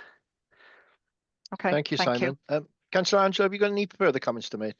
No, I'll leave it to others now. Okay, thank you. I've got Dr. Richard and Marianne indicating. Chris, Councillor Little and Councillor Gareth, you are indicating, but should we go to Marianne or Dr. Richards first? Because I think they've probably got some comments to make on the previous comments. Thank you, Chair. Yeah, if I could just come in there before bringing Marianne. Thank you, Councillor Angela, for your comments. You know, we do take them on board. I think, as Simon has said, we do need to be mindful that, you know, we've lots of schools in our authorities, and as Simon pointed out, I think the blanket view, I think it does need to be challenged, because we do work well with our schools. We absolutely listen to our school leaders and those school staff that are day in, day out in our schools, working with the young people in the authority. It's central to how we are working as an education service to consider views, because I'm absolutely determined that we're not going to have a dislocation between strategy and policy and what's needed at a school level. So there's an absolute commitment and an assurance that we engage our stakeholders in thinking, and will continue to do so. I think just on the point you make about, you know, what's happening now in schools and the support that schools are getting, like we've said, you know, the system is under strain. We're not unique in Powys around that. So we are supporting and working with our schools. But what we're trying to balance in this strategy document, in this new inclusion policy, is working towards a future where the structure and the system and the way that we achieve an inclusive system in Powys is balanced with the support that we give schools now. And that there is a tension there because there's a limited amount of resource. But we can't keep doing things in the way that we're doing them because we won't then evolve to changing need. But the point you make, the broad point you make about that need for balance between what we're actually doing now to support those on the ground and how we're thinking about the future to get the structure right is a really relevant one, and I take it on board. Diolch yn fawr. Okay, Dr. Richard. Marianne, are you waiting to come in now? Just quickly, part of the development of Workstream 3 is that we will be engaging. There will be a period of engagement with schools and other stakeholders and parents, because it's really important that this new model, which I think, has got massive benefits, but it needs to be right, but it needs to be co-constructed as well, doesn't it? So just to put that in, so we will be starting on a period of engagement should this get through Cabinet. Thank you, Marianne. Councillor Chris, you waited for some time. Thank you for being so patient. No, thank you, Chair. Really important subject and topic, and that on the. Can I just echo some of the sentiments around welcome the strategy, welcome certainly the partnership approach that you're trying to do, and I think it has to be aspirational in some ways. Obviously, operational challenges on the ground have to be then taken into consideration, and we have to pull some of the other strategies not only within our own organisation but externally as well. Also, I mean, Angela raised an important point which I hadn't picked up on, that this hadn't been shared with other people as yet, and particularly with other employees on the ground. And I think that that's where it needs to go, because your realisation of your strategy is going to be delivered by them, and they've usually got the solutions to their own problems. And I've dealt with change management in a number of different disguises, and it's about leaders being visible in those areas to support the staff make those changes, giving them the confidence to do so, and they will usually do it in a much efficient way, and I hope that that happens going forward. Also welcome about transition. I think that's really important. There are lots of ways that children with additional supporting needs sometimes get lost in those transitional moments, and particularly if they're trying to get into employment, and that needs to be unpacked a little bit more moving forward. On page 11, there was an impact assessment, and that noted something called enhanced well-being and access to. One of my questions is what does that mean? And is that assessed, and by whom? And what's the timeline for that assessment? And then who provides that enhanced well-being? Because it wasn't clear what that meant. It sounded good, but it didn't mean anything. And I'll just put it into a context. And again, Councillor Angela opened this door slightly. I'm involved in, as a school governor, I've been involved in for a number of years on minor authority. And children that sometimes have behavioural difficulties are in a main school with support coming in through an ALL package. That package is then being utilised up completely within 3 months of that child being in that school. The implications for the other children within that classroom are quite significant because of the disruption that child creates. But if all of the budget has gone within 3 months of a 12-month package, it's about then the reassessment of that child and that child's needs going forward. And some of that cost then hits back into the school, or it's the cost is hitting back at those children as a part of that on there. So it'd be really interesting to understand what this enhanced wellbeing links into. There's a couple of risks in here that I see, and I welcome partnership and the collaboration between the Health Board and also Neath and Port Talbot College. What I didn't get a clear sense from the paper is the percentage input that those partners are playing. Is it thirds equally across the board, or are we taking a greater lead on it as being the authority on there? And other organizations are also under challenges as well, particularly financially. So what contingency arrangements are then going to be put in place if those partners cannot deliver the component part of this partnership? That wasn't clear. And I'll give you another example. If, for example, we need psychology services to come in, and then the Health Board can't then say recruit that particular psychologist, we have a delay. Does that delay then impact going through? And that's what needs to obviously be considered as a part of it. Another risk is here, and I hope the Chair will just give me a little bit of latitude here. On page 8, under section 523, under grants, which are mentioned there, I got another question. There's a mnemonic EOTAS coordinator. What does that mean? I don't know. I don't sit on the Educational Scrutiny Committee, so I don't know what that means. That would be helpful.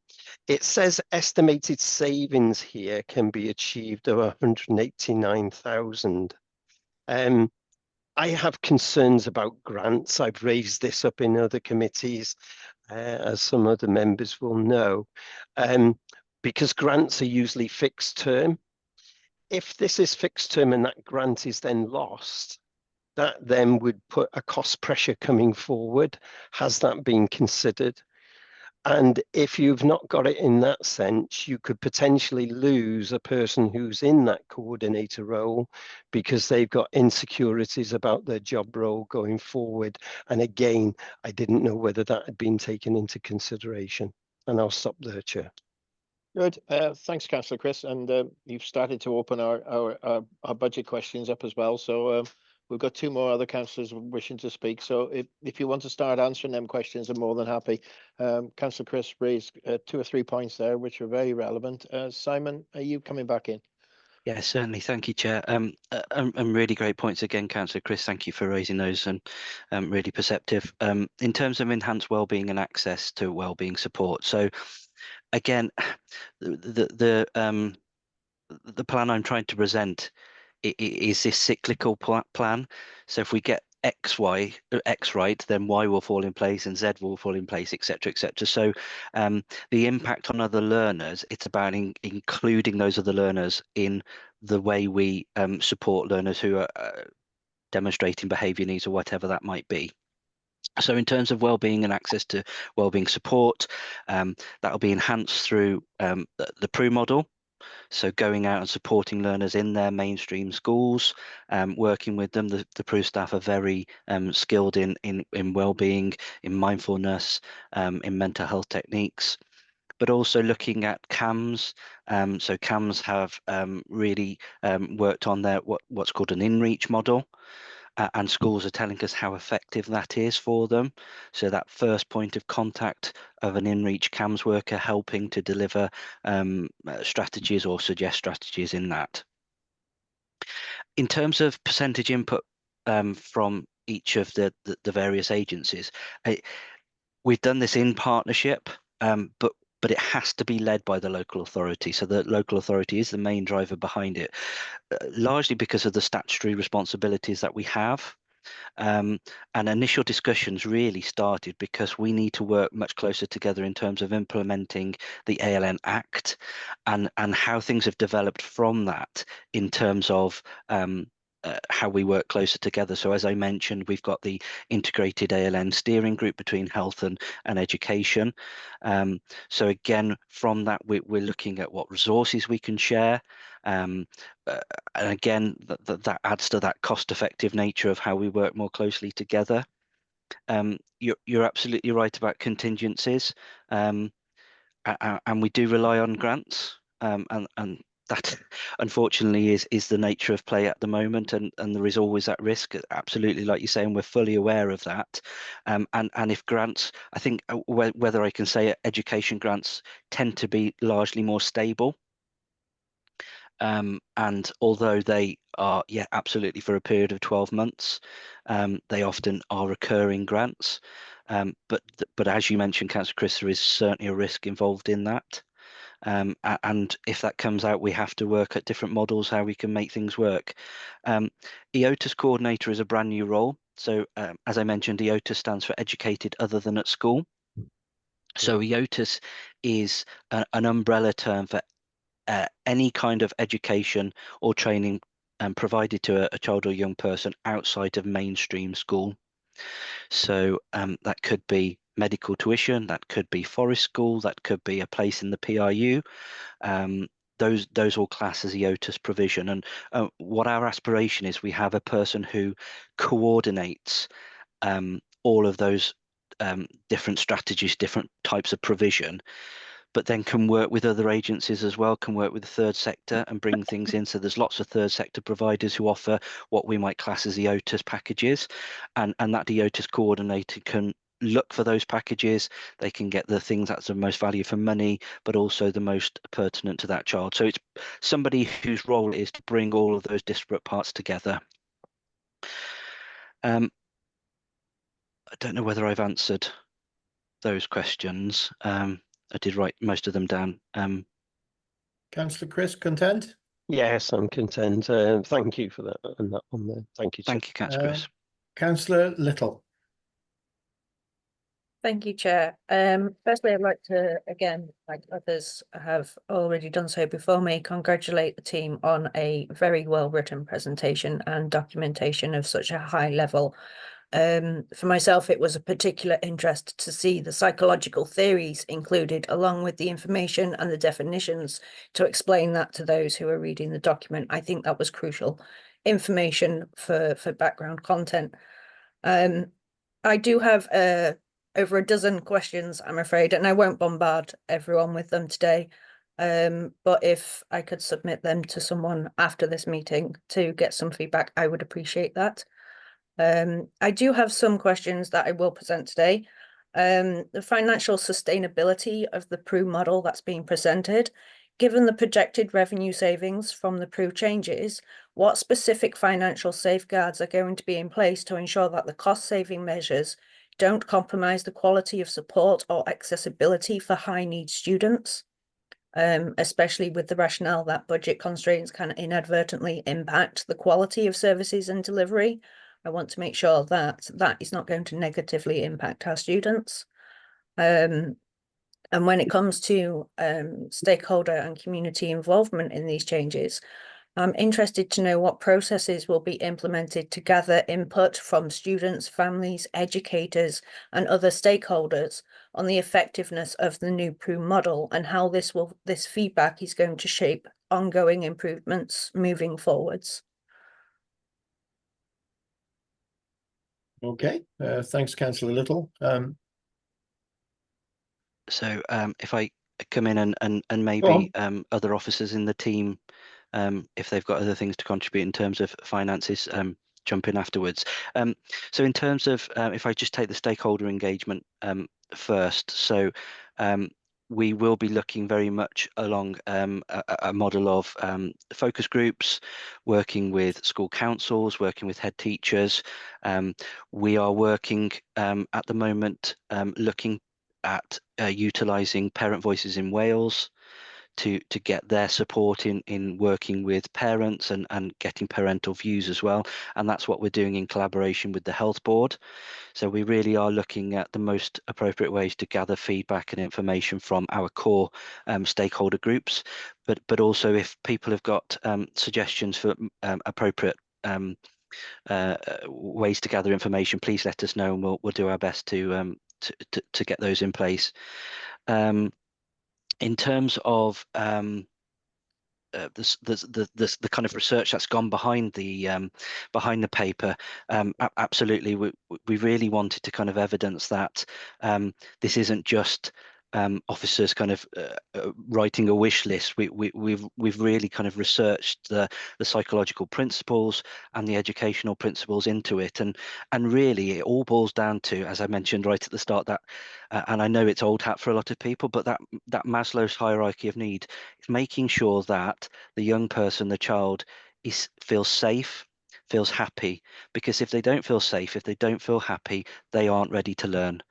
And so it's about making sure that they feel part of the community, they feel safe in their environment, and then we're setting that stage for them to be able to learn. So thank you, Councillor Little, for bringing that raising that, because it, as you say, it's really important that it has that research back behind it. But also, I think we're working very closely as a service as well. So it's not just the ALN team kind of writing the paper, it's getting feedback from our school improvement advisors. They're on the ground working with schools on a day-to-day basis. They're going in and they're seeing some of the impact of what's happening. So it's taking their educational expertise as well into this. Listening to children's services and social workers, and what social workers are telling us about what's going on in family homes as well. So it's bringing all of that together as an education service, but as a local authority too. In terms of sustainability for the kind of provision that's provided, so the model we're suggesting would be much more sustainable, because actually it's about returning children where appropriate to their mainstream schools, and that's so important. We don't want to isolate children, young people. We don't want to remove them from the situation, because that doesn't benefit them when they're adults. So it's about making sure that we're ensuring they return to school. It becomes much more sustainable. We can get many more children and young people into the setting then, because we've got almost, for want of a better word, a revolving door. And I'm not saying a revolving door in terms of we're just going to give them a placement and then they're out. But it's a revolving door that we're doing the research evidence-based interventions with the children and young people, and we're taking them on that journey. So we do the work with them, and then we test the water. We look in a smaller mainstream environment, a smaller mainstream class within the PRU, how are they coping? Can they take the interventions and the strategies that they've been given and apply that? And it may be that actually they need to go back into a ready to learn class, and they need to look again, and we need to refocus. But actually it may be that mainstream school will never be the right place, and it's at that point we can determine. So I think it's much more sustainable in that process as well. In terms of financial stability, I don't know whether we want to bring finance colleagues. Can we hold that on the back burner now? Yeah, of course. I've got Councillor, with your permission, Councillor Little. I've got Councillor Gareth waiting, and I'm assuming isn't a finance question, and then we'll go into finance, and Councillor Little's question will be the first on that. Councillor Gareth. Yeah, thank you, Chair, and thank you for letting me come back in. I've just got a couple of points I want to make, and the first two are going to be recommendations. I know we're going to do it at the end, but while they're fresh in my head, can we clarify the position in the report, whether it's 4 hubs or 5 hubs? 3 weeks ago or a month ago, they came to approve the inclusion of Leicester Gunless to make the 5th hub. I think that clarity needs to be provided. Also, I think we need to have a more detailed timeline for each of the 3 work streams within the paper. Doesn't have to go into great detail, but I would like to have some milestones for each of that. Can I just challenge Simon on one of the statements he's made? He said about the lack of capacity, not utilising the full capacity in the PRU at the moment, and it needs to be done. I would agree with him in the short term, but I think our aspiration should be that we reduce the number of pupils that need to access the PRU. And hopefully that would then have an impact on the number of children that needs to go into high-end cost places, both through schools and children's services. and that the money we're spending on that can then come back into to support the mainstream schools budgets. And finally, Chair, just on the one issue that we haven't really touched on around the PRU, and that is 8 months ago, the Cabinet proposed a reduction of £600,000 from the PRU's budget. Can Simon or Anwin or Dr. Richard give us some reasons why that decision has been changed? And I would agree with the decision, but I just want to know what the thinking is, why we've gone from 8 months ago, the service planning to reduce the PRU's budget by £640,000, and now we're looking at a change of focus of that provision. And thanks, Councillor Gareth. A couple of points there, and I think his question in relation to the change in that provision will lead us nicely into finance. Anwin. Thank you, Chair. Thank you, Councillor Gareth. Firstly, for the recommendations, I know they'll be noted, but I've noted them here so we can look at them as well. And if I come back in on the finance question, so there's two questions there. Firstly, around our decision to change what was put in the FRM for last year was the remodelling of the PRU service and the consolidation of the PRU onto one site. So as a manager, as leaders, once we came into position, we quickly decided that in reality, when we think about the geography of Powys, one site certainly is not sufficient. When we think about the children up in Pennant, down in Ystrad, or down the bottom corner of Cricawel or Bohethgen, it really isn't sufficient to have one site. So that was an easy decision for us to make, and therefore in this strategy, very much working with Simon around the decoupling and then the consideration of the PRUs on two sites. So that was an easy decision, and I think from looking at your nods, I think is one that is supported. Therefore, to confirm, obviously there was a significant saving put forward. We must sort of identify that perhaps they hadn't considered the increase in transport costs, but that's another element that would have come from consolidating. However, we have had to obviously move some of the saving forward to 25, 26, 26, 27 FRM based on this paper. But to answer both your question, Councillor Little's question, and I think we've had from Councillor Allard and other people earlier this morning, around the 135 saving that we have put forward for this year. So this saving will come from this year from threefold elements. Firstly, reviewing our grant expenditure and being able to move certain grants to be able to support our PRUs more effectively. Then when we look at the second element, it's the realignment of the dual registration element of the formula. At the moment, some of those learners are double funded. So what we're looking at is increasing the income in the shorter term then for the PRU for the time that those learners are in the PRU. Now, as Simon rightly said, it is that model we're trying to work on making sure that our learners are ready to learn to potentially return to mainstream. So that obviously when they return to mainstream, then the funding would return to mainstream. So the savings there. And then the third savings is all part of the strategy on the way that we will look at our staffing and the way that we will teach the learners in the PRU quite differently. There's an outreach model and a ready-to-learn model, which is looking at returning them, and as we've mentioned, the revolving door element. So it will come from the management of change processes that we will look at in the structure of the staffing at both PRUs. You're on mute, sorry, Councillor Gareth. Sorry, can I come quickly back on that one, Chair? So the first two aren't real savings. The first one is this reuse of grant, and the second one is charging the school's budgets more. So they're, in my mind, from the county council's point of view, that's not a saving. That's just changing how monies are used. So it's only the third element that's a saving.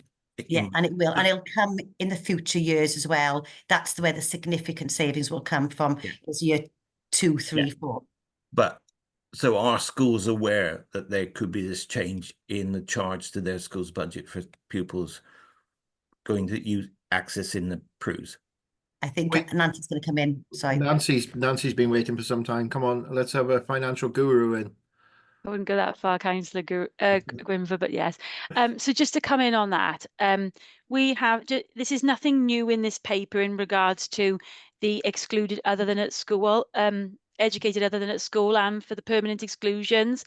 So what the part of the in the overall cabinet paper, it recognises then just reviewing our income levels, which is obviously what we do across the authority. So we've got a change to the formulas in the last couple of years that's very much based on a per pupil driving through a component one element of the formula.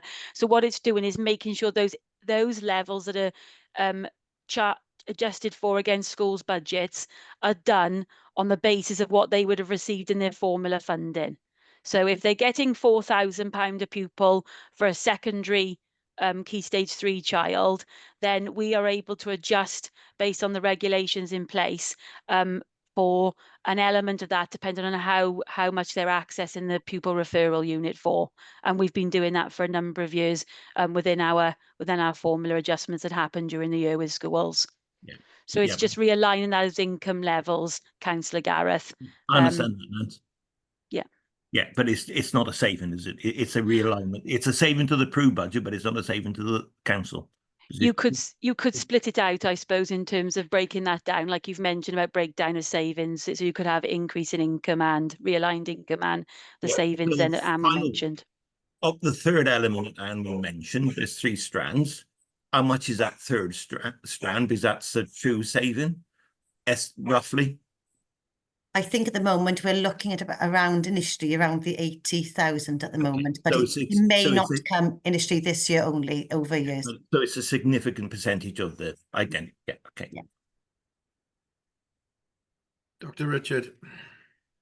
Thank you, Chair. I just wanted to return to the earlier point that Councillor Gareth made. I did have my hand up, so sorry to be leaping around, but thank you for the 2 recommendations. I know that we'll come to that further on in the meeting, but I'll take those on board, particularly point 1 around clarification of the 4 hubs. And Marianne did say this earlier, but just to repeat it, in the documentation, the 4 hubs which are referenced is relation to the sustainable power section and the place-based planning. So I think we need to provide some clarification around that. And the second point there around timescales, adding further provision. Well, my view around adding, being more precise in those timescales is that it's an important part of holding us to account to deliver on what we've said in the strategy. And given that, people have concerns or expressed the need for this to be closely monitored, I think that will be an important recommendation that we take away. Just to strengthen really what Anwyn said in relation to Councillor Garrett's point around there was a strategy and now this is a different strategy. Quite simply, from my point of view, we've got to do the absolute right thing for the learner. Since I've come into post with the new leadership team with Anwyn and Marianne, we've had esteem feedback, which has been very useful and has informed our thinking. We've also spoken about the increase in collaboration and partnership work, and we've spoken to those partners and collaborators, and of course their views need to be considered. So from my point of view, it is different to a previous strategy which has been presented, but that's because new information has come to light and new partners have been involved in the thinking. And I think it's our responsibility to have the strength to reconsider decisions which have been made if we have new information, which ultimately benefits the learners in Powys. So I just wanted to add that, please. Thanks, Chair. Dr. Richards, I fully understand what you're saying, and I will fully congratulate you on that change of strategy. I think where we as a scrutiny committee are frustrated, we went through that budget round. 1, we said the savings weren't deliverable, and 2, we constantly said this wasn't the benefit of any learner in Powys.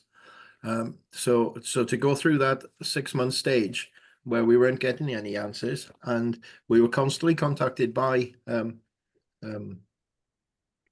service users and people delivering that service, and the anxiety that they had to go through to with the suggestion that one of those PRUs was going to close was unfortunate, but unacceptable as well. And I welcome your change of direction, but Scrutiny told Cabinet this right from the off, and we weren't listened to. So I think it's only right that we make that point now. Councillor Angela. Yeah, Right. Chair, that's a really, really good point. And actually on Radio 4 this morning, I was listening to the radio and it said that prescriptions for antidepressants have doubled from 3.5 million to 7 million over the past 10 years. So, you know, we're a nation of people who are really struggling with our well-being and mental health. And that's obviously parents, that's teachers, that's staff, that's everybody and anybody, isn't it? So I think that issue of putting our staff as well as putting our children at the centre of our decision making, we do have to really take serious consideration into how we treat our staff, our teachers, and you know the parents of these children as well. I just thought it's worth making that point. Good, thank you, Councillor Angela. Reinforcing what I had to say. I'm going to come to you, Councillor Little. Can we just finish with this proof thing? I'm unclear. Yeah, I understand the savings going forward, but I'm unclear. Just so that we can finalise it. I'm unclear where the savings that were proposed. Somewhere in the total of 600,000. Was it 235,000 by September this year? What has happened to that? There was a saving that was presented in the budget, so those savings still have to come forward. So 600,000 over 2 years. Nancy. Thanks, Councillor Gwynfor. So we've already identified in the Q1 finance report environment where we have transferred £120,000 to mitigate against those the target that was put in place in 24-25 as budget savings. At the moment in 24-25, there is a remaining balance of 233,000 that has not been found on a permanent basis. However, that is within the overall reporting of the schools improvement and learning side of things under Anwyn, and the service are working very hard to mitigate the overall financial position of the service with outstanding savings that need to be found. The actual savings that remain undelivered currently will need to be reviewed as part of the finance resource model process that we are currently working on with senior officers and cabinet. And I know Councillor Davies got his hand up, but for the future years savings that we're putting in there, we've got £189,000, which is obviously set out in the cabinet resources element, which would leave around £50,000 to £58,000 then to still be worked on. And we've acknowledged £50,000 in the year 3 element of the impact assessment currently. So work will remain ongoing with regards to the 25-26, and for the 24-25, we will need to take consideration of that when we plan for our budget for 25-26. Thank you, Nancy. Councillor David. Thank you, Chair. Nothing to add to that, actually. I think Nancy's outlined in detail exactly what I was going to say with regard to the £600,000 savings, and that'll be reflected in the budget that's actually presented to Council in February. Thank you, Chair. Thank you, David, for that reassurance. Members, anybody else got any? Councillor Little, do you feel that your question on finance has been dealt with, or do you want to refresh us what that was? Yeah, I do feel that has been answered sufficiently. Something that Councillor Angela mentioned did arise another question which isn't finance related, if I'm able to ask that quickly.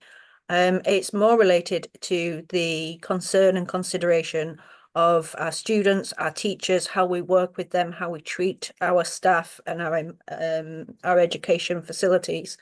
I'm interested to know if and what steps will be taken to integrate trauma-informed practices within the education and ALN services, especially within the PRU itself, to better support not just the students, but the staff and our educators who may have negative or traumatic experiences that are impacting their ability to either study or provide education in these facilities. as well as working together in the working environment cohesively. Happy to come back on that, Chair, if Yeah, that's come on, okay. Simon. A really good point, Councillor Little. Thank you. So all of our schools, bar one or two, I believe, have been on the Trauma-Informed Schools Practice Diploma. So they've all completed, fully funded by the local authority, the 10-week diploma course. So we have that in place. As part of that, they have to also have supervision. So those who are trained in trauma-informed practice have supervision allocated to them as well, and that's part of their registration in that they have that that supervision. So that's in place already. So thank you for raising that. Thank you. Councillor Allard, please. Just very quickly, Chair, I still have huge concerns about the expectations that this paper is raising. And there should have been sort of indicative budgets aligned against some of this aspiration contained in this paper. It's I don't have to tell us, Councillor David is really very extremely aware of the challenges going forward, as should Councillor Pete. But it's a delivery, how this aspiration will be delivered, and we need clear timelines around those delivery arrangements and indicative budgets against those. I fail to see why an indicative budget couldn't have been included within this, because there's initial investment costs, and hopefully the savings or the improved outcomes can be also described. But it is really concerning. Thank you. Thank you, Councillor Allard. Councillor Ange. Yeah, mine is sort of a bit more of a statement than it is a question. Thank you for letting me speak, Chair. As the parent of a child that over the years has had many problems with school, and has got post-traumatic stress, the schools I haven't found at this present time, he's just moved on to college, have no support around the family, I'm afraid. School has been a very hard journey for him, and it's, for me, very concerning if we take these children away from their local areas and any support locally that they get. As the mother, I've never been informed about anything. I've had to fight to get any information about anything that he needs. Councillor Ange, I think you need to generalise your comments, really. Yeah, no, okay. But this isn't. This, I understand what you're trying to do. No. This is coming from me as a parent, and knowing that other parents are the same. It's a very difficult time for parents, and I've had emails today and yesterday about this paper coming to Cabinet, and it's very distressing for the parents, is what I was trying to get out, really, that I do actually understand where the parents are coming from. I'm hoping, looking at this paper, that it is actually going to really improve things for people that are really struggling.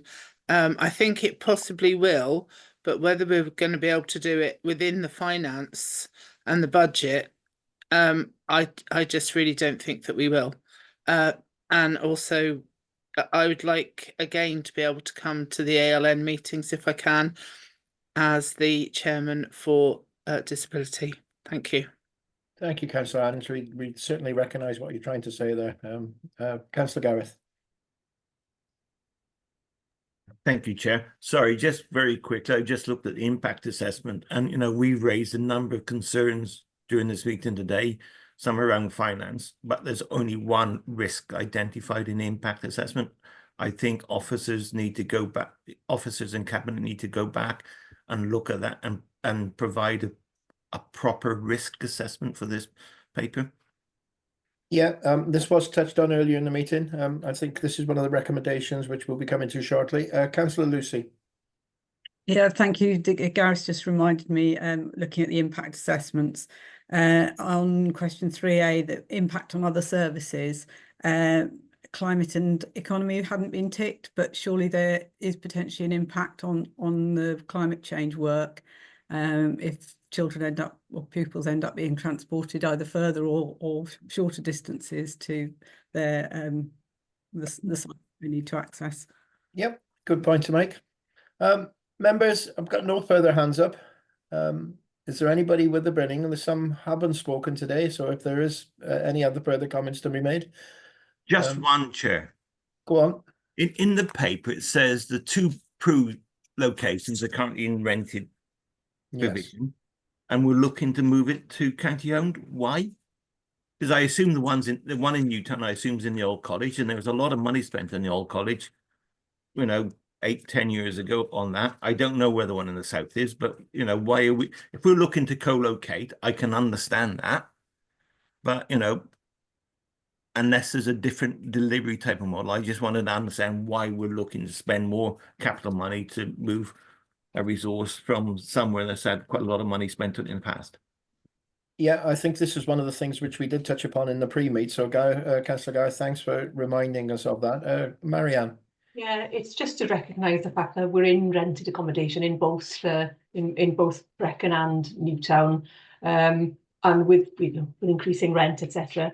And should we as council be looking to make better use of our existing assets, should they be available? So that's it in a nutshell. It's, if anything, if there's a better location for a Prue that's in council ownership, then there could be more benefits to that than remaining in the current sort of rented accommodation. I know there has been significant capital and revenue spent on both sites, but at the end of the day, they're not.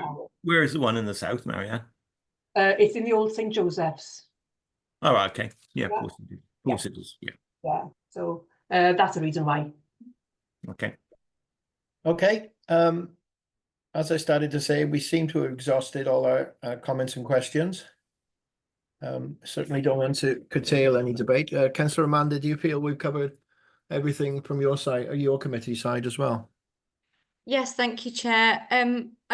I think so. I think it's been quite a comprehensive and a wide-ranging set of questions.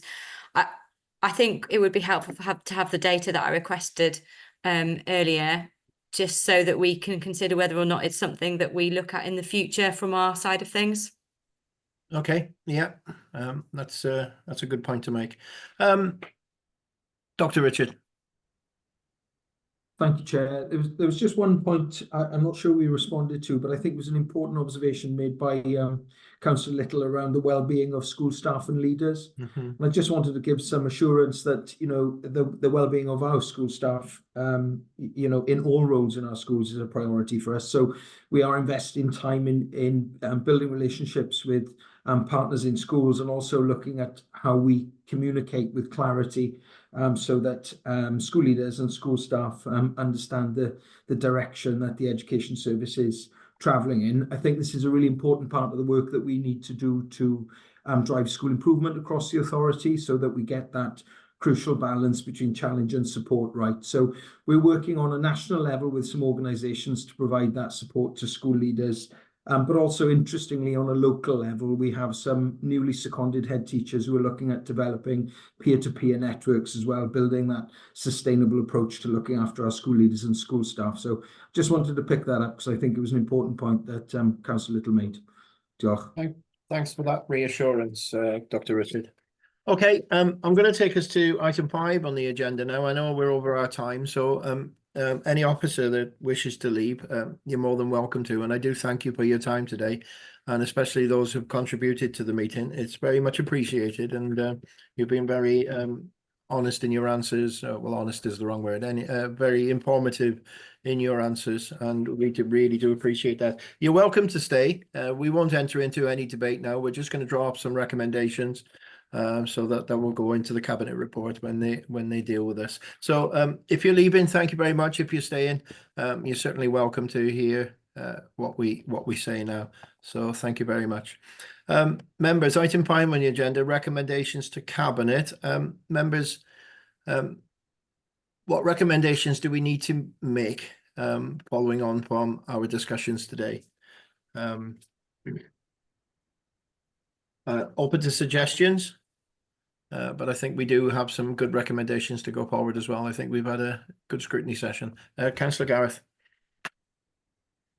Yeah, I think the first one, Chair, should be that we should welcome the report, because I think it says a lot of good, it sets a very good vision for the development of ALN.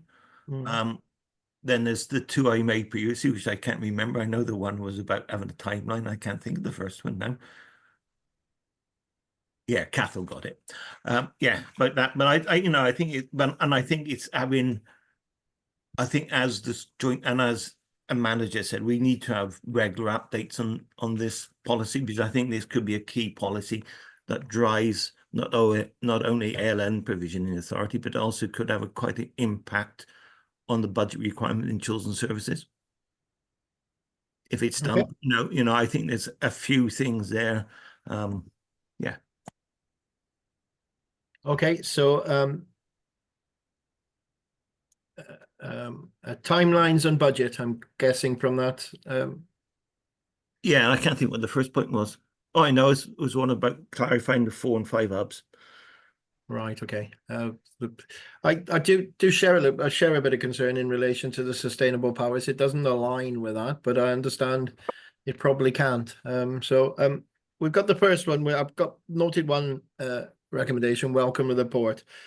Second recommendation, clarity given that timelines and budgets can run alongside these aims or something like that. Yes. No. Yeah, Margaret.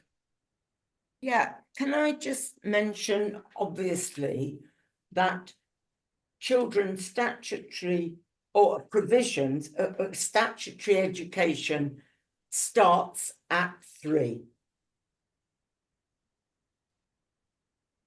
Early intervention. And there is only one line about that, and I feel that needs expanding slightly within the document.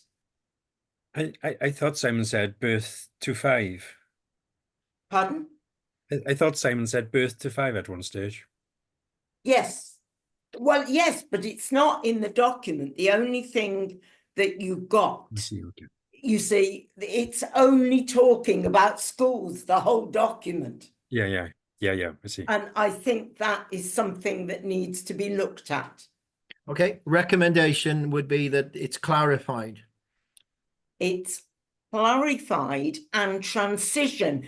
If you look at transition on that bit of the document, it's transition between primary and secondary or key stage foundation phase, that area, and junior, the older children within primary level. Nothing about three-year-olds who are in statutory education coming into wherever. So it's a lack of recognition, really, in the whole thing, other than one line. Okay, we'll ask for clarification on that in the document. Yep. Councillor Angela. Yeah, so for me now, it's the conversations that will go ahead with schools. It's disappointing that they've had no input so far, but given the schools are going to have to deliver whatever the policy is, so something about how we consult or involve them. So it's the schools, the external partners, everybody that is needed to this, what's it called, co-production or collaborative working, but those partners need to be fully on board. So I don't know how we word it, but it is essential that that's done in a meaningful way and not just a tick box exercise. And then obviously more importantly is how we afford it all. Yeah, clear delivery plan, isn't it?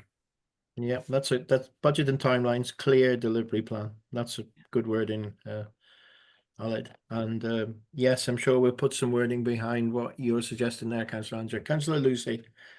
Yeah, thanks. So going back, I mean, I know Simon gave us this reassurance verbally, but just the reassurance, oh, sorry, it was Marianne who gave us the reassurance that they are working alongside the school's transformation work, and that the work for ALN won't be held up by delays in decision making around things like post-16 education.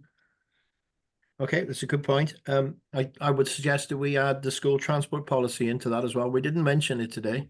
Yeah. So Kath will probably give me a bit of a row, but I'm not sure where it all fits in with the new school transport policy and transporting the pupil to the nearest school either.